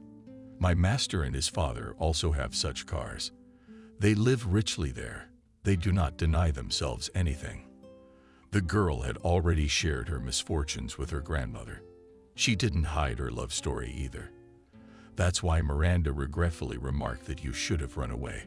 You could have demanded alimony from that businessman. Why? Since he's the father, let him help raise the child. Maria grimaced. "Grandma, how can't you realize that they conspired with my wife to take the baby away from me? That's why I ran away." But he didn't refuse the child. On the contrary, he was very happy when I told him. Miranda waved her hands. "God, the world must have turned upside down to see such outrages. I don't understand how a child can be taken away from its mother." Vanessa knew the answer to this question when she discovered the disappearance of the young cook and became furious. In a fit of bad feelings, the woman lashed out at her husband. "This is all your fault, David. I'm sure you let that fool in on our plans, and that's why she ran away." The man was himself shocked by the recent events and asked irritably, "What do you want me to do? Don't you understand? Everything you need to chew and put in your mouth. Try to find your Maria, to persuade her." The man took a long look Pelosi in the face of the woman with whom he lived almost 8 years. "Vanessa, I have another option, and it is much simpler and more rational than yours. I think it's the right thing to do if you and I break up. You can see for yourself that our married life is not working out. You and I are different, like we're from different planets." Vanessa didn't expect such a turn. First, she closed with hysterical laughter, and then began to openly threaten her husband, "Not even dreaming of getting rid of me. You've got the wrong woman. If you dream of finding your cook and link your life with her, then I'll make you something you'll forget. Your name." David looked at his wife with regret. "Why didn't I see you before? You are a primitive creature, like a worm or a jellyfish. You can threaten me all you want, but all your words mean nothing to me now. And if you want a share of the business, you might want to curb your appetite, because you're not gonna get anything. We'll see about that." The next day, David discovered his wife had disappeared from the house. Her belongings were still in the same place. The man realized that he had been blinded by the woman's anger and decided to take revenge on Maria. He was very worried about the life of this humble girl. His unborn child had to do something. He perfectly understood that Vanessa, who is accustomed to luxury, will go for anything, just not to change her lifestyle. Of course, with rage she did not realize that sooner or later everything would come to light. Therefore, Dmitri needed to take care not only of Maria, but also of Vanessa, so she wouldn't do anything stupid. He paced the room. As it happened, yesterday he had vowed to help his father with his new business. In his old age, Dad had taken up farming. He had been talking about it for a long time, and he and David had even made some calculations. But David didn't think his father would find a suitable farm so quickly. David wouldn't say that he didn't like the countryside. He did, but on a tour and nature level. He would have supported his father in any case, and after his revelation that he would like to grow old in the village, David said that Dad could always rely on him. Although, by and large, Dad would do just fine without his help. After all, it was his father, not David, who started the business in their family. And David was also taught and guided by his father. They always had a very warm relationship. Mom did not become early, and it brought them even closer together. And now David realized he needed to go to his father for advice. He knew that Vanessa had never liked Dad, but Dad had been very tactful not to interfere in their relationship. David grabbed the phone. Dad, hi. Where are you? Oh, David was just about to call you so you didn't have to come to my farm. I'm back in town because I've got some things to take care of here. I'm gonna go shopping for building supplies. You're all right. You sound a little worried. I don't know how to say this. Dad, I didn't need to talk to you. So come over. What's the matter? Let's do it at our restaurant in an hour. Okay, I'll be there, Dad. David knew perfectly well that his father wouldn't pat him on the head for Maria. Moreover, he would scold him in any case, even if Maria herself threw herself on his neck. Now, however, the situation had turned out to be very strange. Only after Maria had disappeared did David suddenly realize that he absolutely had to find her. And he also realized that all this semblance of a family he had was worthless compared to what he felt for Maria, for their future child. David, how could you? Maria seemed like a very decent girl to me. Or was I wrong? David shook his head. No, Dad, you're not wrong. She's actually very nice. So, you know, real. And I think she ran away for a reason. I have a suspicion that she overheard our conversation. Your conversation. What was so terrible about it? When David sighed and told me what the conversation was about, Zach even jumped at David. I can understand your wife's thoughts. I'm sorry. But you, how could you even think such a thing? By the way, where is Vanessa now? David sighed. So she's gone. I'm afraid she's decided to do something naughty, Maria. Zach landed on the chair with a thud. Then I don't understand why you're here and not at Maria's. You're about to curse again. Well, other than Maria being from the village, I don't know anything. She was hired by Vanessa. Vanessa looked at her credentials too, so your husband knows where to find her. David looked up to his father. Does it turn out that way? Shit, I'd overlooked that. We have to do something now. We should have done something right away. Sit down and let me think. David was quiet. He knew his father was a businessman for a reason. He'd started out not very legally, or rather, not at all legally. He never asked, but he knew that in the 90s everyone was afraid of Dad. It was then that my father literally for a year accumulated his capital, and then on it, and opened several companies.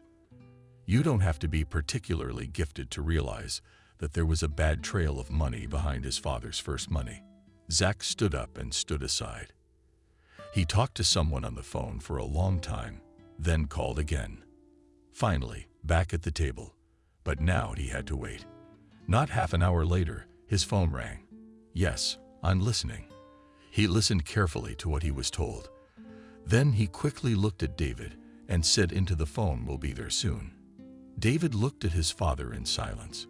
"But your wife was not so determined. Tell me she doesn't have a drinking problem."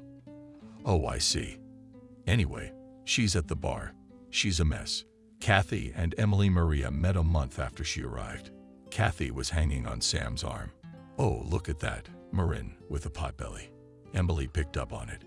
"Yeah, who goes to town for what? Our Maria clearly doesn't work." The girl first wanted to pass by, but then stopped. "But the main thing is that not for that. Why are you here? Do you even realize that you are ordinary criminal?" Kathy let go of the hand of Sam, who listened with interest to their conversation. "You watch your mouth." "What am I watching? You took all the money out of my wallet, left me in a strange city with no money. I didn't even have enough for a ticket. And then you come around here and try to accuse me of something." Maria wanted to leave, but Kathy blocked her way. Maria sensed that Kathy was drunk. "No, stop. You have to take responsibility for what you say." Maria realized that this could end very badly. Emily was also looking at her belligerently. Of course, the girls were with Sam, and that made things worse. "Kathy, leave me alone, and you can keep my money." Maria took a step to the side and immediately felt a jolt. She couldn't stay on her feet and fell to the ground. A sharp pain shot through her back. She saw Kathy rush toward her, but Sam caught her. "You're crazy. She's pregnant." Kathy struggled out of his arms and screamed, "I don't care. I'm sick of her for saying that." Emily struggled to get her friend away, and Sam helped Maria up. "Let me walk you home." Maria gave him an angry look. "I don't need a counselor." Maria walked toward the house. Her back was aching and stiff. Sam shouted after her, "Don't think I didn't believe them right away." But Maria didn't turn around. By the time she got home, she was in a bad way. Her back was twisted and her stomach was tight. Maria cried. "I wish nothing had happened to the baby." Literally 100 meters from the house, she met a frosty con. Maria, gritting her teeth to herself, told herself not to get involved, to silently walk past. Anna threw her a glance and rested her arms at her sides. "Look at her, good people. Fetalized. You don't know where and from whom. She doesn't even think about the child." Ugh. Maria felt her eyes darken. "We just have to walk and walk home. There's not much left, just a little bit more." And there the grandmother on Anna and was not going to back down. She overtook Maria and stood in front of her again. "What's to see? It's embarrassing. And I told you, the apple doesn't fall from the tree. It's disgusting to look at. Good people, just admire it." People, of course, readily stopped, looked, shook their heads. Maria felt that the pain in her back was getting worse. She wanted to close her eyes and fall down. When she saw her grandmother running towards her at home, showing her handkerchief, "Granny," Miranda pushed a paw away and rushed to Maria. "Granddaughter, shall we go? Let's go home." Leaning on me, Maria immediately felt better because Grandma was beside her. She took a few steps and sank powerlessly to the ground. "I can't. Grandma, my legs won't hold." "What's wrong with you?" "It hurts. It hurts somewhere. Everything hurts. My back hurts a lot." Anna, though she looked at them with fright at that. "Maybe we need an ambulance." People were coming up to them. Few were smiling now. Some woman sat down, looked at Maria. It had been hurting for a long time. I fell down and everything hurt. Maria barely spoke. The pain pierced her with such force that she screamed. Miranda turned pale. "The ambulance will take at least an hour to get here, and then an hour back. Look, there goes that new farm owner. He's obviously going to town. Wait." There was a jeep on the road, though. He was already known in the village, but not many people saw the businessman himself. But who did? They said he was a very nice and polite man. The neighbors rushed in front of the car. The jeep stopped abruptly, and the driver, and then the businessman jumped out of it. The people took turns explaining to him what he needed. Finally, he nodded his head. The car pulled up beside Maria. She had little idea what was going on. Her grandmother brought a bag with her papers and got into the car. Next to her, the Jeep moved abruptly and silently stared after her. Maria didn't fall down by herself. I saw Sam and Kathy and Emily push her. The girl got hurt, but it's not surprising on such a term. How could they not earn a term now? Anna and quickly turned around talking. You hold your tongue. You'll earn a sentence yourself. She picked up her skirts and ran towards the house. The events had played out very strongly. Grandma wasn't ready for this. The news that Sam and her friends almost maimed the pregnant Maria quickly spread around the village. The guests immediately heard the father enter the house. Sam, motherfucker, come here. Sam came out of the room and looked at his father gloomily. Why are you yelling? Are you and your grandmother completely dead? What's it got to do with me? I'm going to give you a hard time, and fast. Don't tell anyone. I don't want to lose my job for the son of an asshole and my grandmother. Maria, I heard a familiar voice. Emily couldn't understand who it was, but the voice evoked a storm of emotion.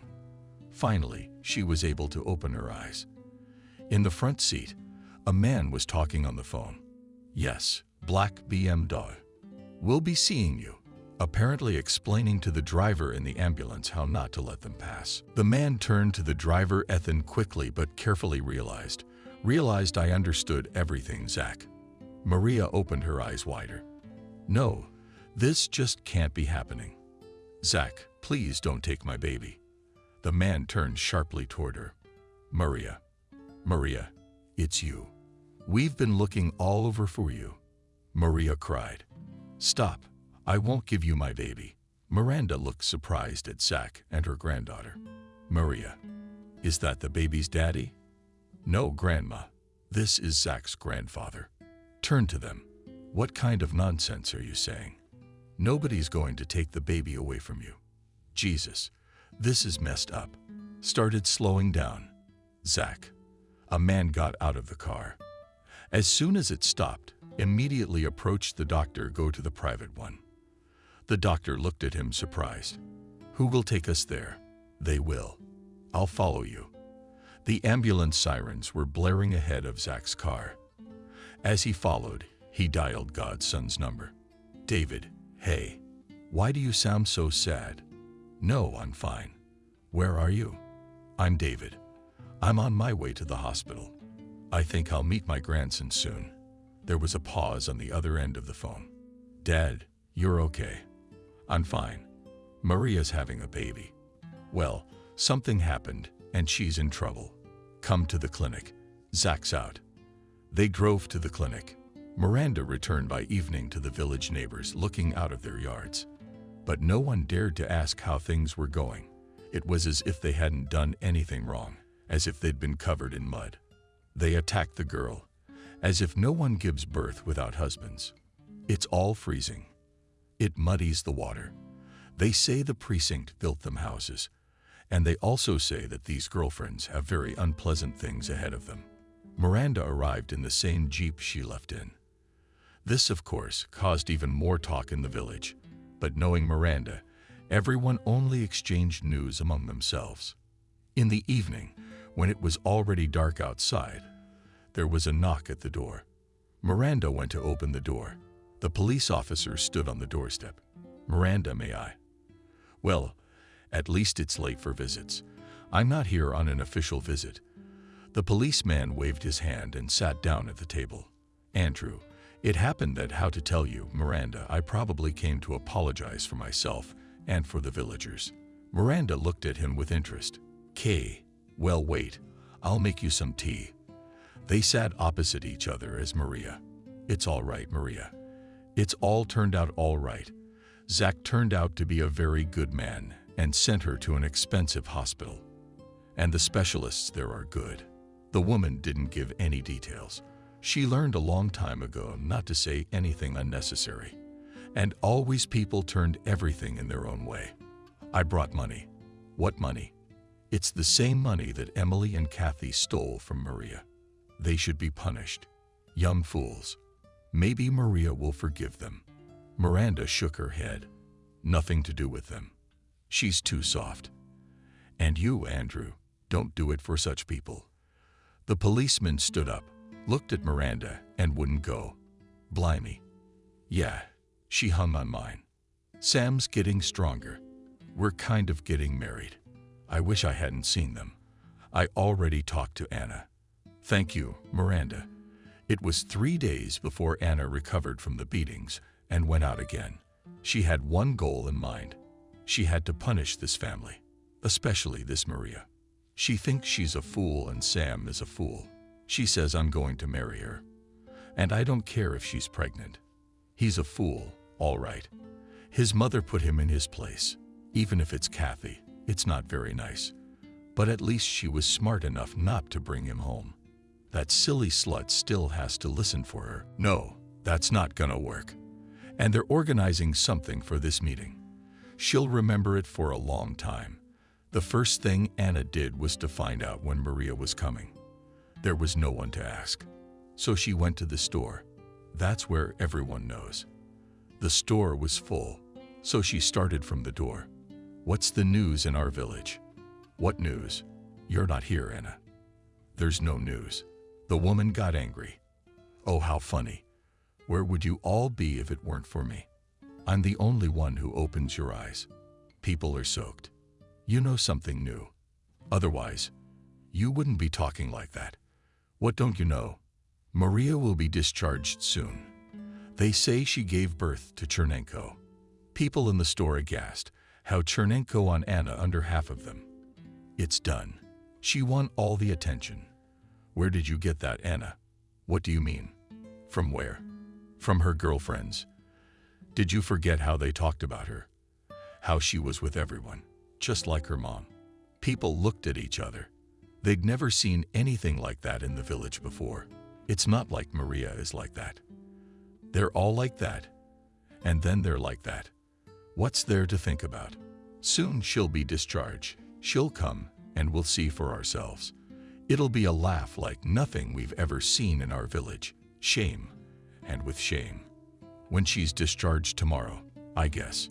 It turns out Miranda was at the store the other day, picking up some goodies. She said she'd be here at 3 o'clock tomorrow. And what's interesting is that she's not going to pick her up, but Maria is. Oh my God. And there's no one to greet her. Anna and Alive turned to the saleswoman.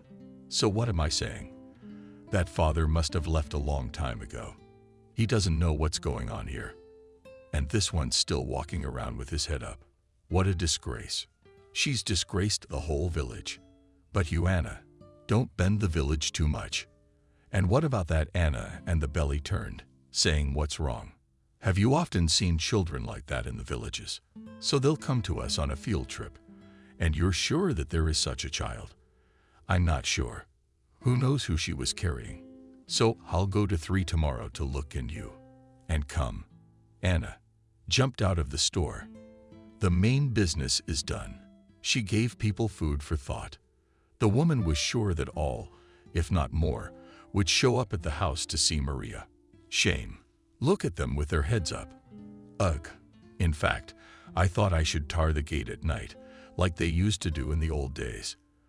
But then I decided that I could get some gingerbread from my relative, and decided to limit herself to a fiery speech. When Maria arrived, she would take revenge for all her words. Miranda looked out the window and raised her eyebrows to the window. Zach came up as well. Whoa, is this the whole Maria meet and greet? Miranda sighed. I wish it was a good thing. You see, it's the grandmother. She must have brought everyone. Emily can't get over the fact that her grandson ran after Maria. She's trying to ruin Maria's life. She can say mean things, ruin her mood. You know, when Maria arrived, she couldn't even go outside for a long time. Then what did they say about her? Zach smiled. I recognize her village. I'm from the village too. Like my grandmother used to say, a village is a place at one end. Someone spoiled the air, and at the other end they already know that they can get their pants dirty. Miranda laughed. Oh, I can't with you. I never thought you could say that. You know, that's what they say in our country too, only in slightly different words. Zach smiled. You don't worry. Everything will be fine. And Maria's not alone. What's up with them? Miranda looked at the man questioningly. Well, how can I put this? First Maria cried, then she kicked my son the hell out. Good for you, by the way. You should have said something else. Then she kind of listened. Anyway, they're going together. They are. Really, he called half an hour ago. Miranda was quiet for a minute. I wish Maria would finally have some happiness in her life. Look at this. And David is mine. You'll love it. Miranda smiled. Then she exclaimed, oh, look, there's a car. They went outside. There were a lot of people outside the house. But Miranda proudly walked past all of them and stopped at Anna's path and said confusedly who was with her. Who's who? Our new businessman who bought the farm from Peter. I wonder what he's doing here. Anna squinted. It was so unexpected that it threw her off balance for a few seconds. Actually, the businessman shouldn't be here, and he's probably been in the house for a long time without a car. All right, she would think about that later. Now she had to think about something else, because 2 cars were approaching the house, and such cars that Anna even took a step back to rethink what she had just seen. She took a step back and turned around. There was a wall of people she herself had brought here. You, Anna, go, go, go. We may still have work to do. I don't want him to ask what we were doing here later. The main thing is that it's not clear what he has to do with all this. Anna chuckled. Nothing. Jesus. He gave her a ride to the maternity hospital. And as a well-mannered man he came, he probably brought her a present. People were gossiping. It's true, isn't it? Everyone began to move closer. I really wanted to see that dark-skinned child. The cars stopped. One car they recognized immediately. It was the car of their businessman, but the other was a stranger from Zach's car. And his driver started unloading flowers and gifts. People were looking. Not bad. So I took one time out on the street, and here you are. How many gifts? Anna smiled. Everything is going according to plan. People are like that. The main thing in the right direction to send thoughts. And then, as usual, she walked, embarrassed to get closer to Miranda. Aren't you ashamed? In public, fat, heavy bang. Miranda looked at her in surprise. Why should I be ashamed? It should be you who should be ashamed of your filthy tongue. That my tongue did not tell the truth somewhere walking. You had both a daughter and a granddaughter. You'll see, and Maria will throw a child at you and only wags her tail at men to hang around. That she has a grandmother husband. No. Walk. I do not want. Zach at first decided not to interfere in this conversation.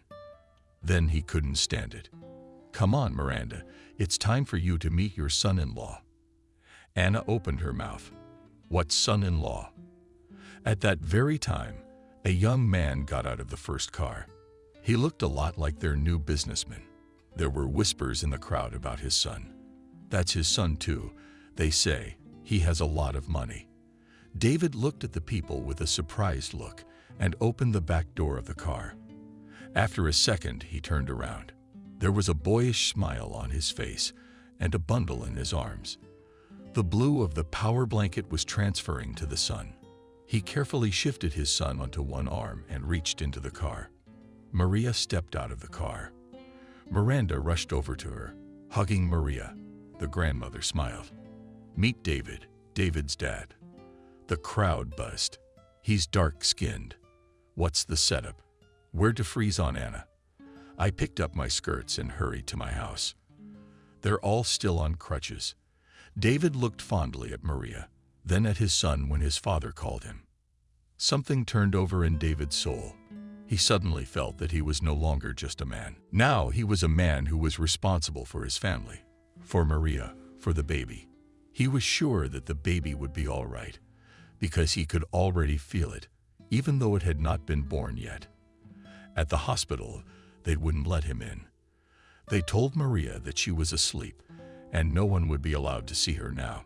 Her father had already taken Maria's grandmother away, and David was determined not to go anywhere and leave Maria and her son alone. They tried to send him home. They didn't want to talk to him. Maria, But David was not the kind of man to give up. A month later, the village was talking again. True, the talk was no longer about Maria, but about the 2 pillows with which Maria had once gone to the mountains. The police came from the town, and accompanied by a policeman, they went to Kathy's house. Naturally, an hour later, the whole village knew that Maria was not alone with an empty purse at that time. Now the village was really buzzing. The police came to Maria's house. "Do you need to write a statement too?" Maria smiled. "No, I won't do that. In fact, I'm very grateful to the girls for doing this to me. If I hadn't been alone in a strange city with no money, I wouldn't have met my new family. I wouldn't have William. Give the girls mine. Thank you very much." That evening, the guests delivered those words to Kathy and Emily. Kathy even felt a twinge. Mother Teresa was a blessed fool, and she still is. But that's okay. Now this will all be over, and you and I, Emily, will go back to town. This time, you and I will succeed. The guest looked at her in surprise. "I thought we were getting married." Kathy chuckled. "Who needs you? Your daddy helped, and that's it." She turned to Emily. "So what do you say we go?" Emily shook her head. "You know what, Kathy? You can take offense, but I'm not going anywhere with you ever again. I do not need such happiness and gift. Maybe Maria, and only she is now in chocolate, and we are. You went, friend." Emily turned around and walked towards the house. Sam caught up with her in a second and said, "I'm with you." Kathy jumped up. "Well, bring down the redneck about the wrong one. Here you will twist the tails of cows all your life, and I wasn't born for that." She cursed helplessly, then burst into tears. "Remember, you will still know me, what I will become." But no one heard her. "Maria, maybe stay for a while." "No, I'm going to Grandma. David is getting divorced tomorrow. Need to support him." Vanessa is very belligerent. "I'm already worried. I really don't need it, Grandma. In general, David asked me to talk to you." "Talked about what?" "Well, Grandmother, you understand how you and I will miss you. I understand that you love the village, but maybe you will think about it anyway." Miranda smiled. "No, Maria, I will stay here and wait for you to visit. I just don't know. Zakhar Artem still has to work. I will be in charge of production. You know, it's so nice to know that you haven't been completely written off yet." Maria looked at her grandmother in surprise. "So Granny is 66. How old is Zach? Why is Grandma blushing so much?" "Who's Zach?" 63. They recently celebrated his birthday." In the evening, David hugged Maria and asked, "Why are you so thoughtful? Do you miss Grandma?" "No, it's not that I'm bored." "Say, well," David was waiting for Maria to continue. She didn't know how to phrase it. "Don't you think that your father and my grandmother have some kind of warm relationship?" David laughed. "Well, Maria, do you really think that age chooses happiness? Do you remember how much older I am than you?" Maria smiled, snuggled up to him. "I don't remember, and I don't want to remember. You are probably right. No need to look for some pitfalls where people are happy." David looked at his sleeping son, who was tossing about on the crib, a wife who had already sweetly advised, and suddenly realized that happiness is not just words. It is something so huge that it does not fit either in the head or in the soul. He smiled lightly, kissed Maria's slit, and settled down on the pillow next to her. "Let everyone around be happy, because it's wonderful."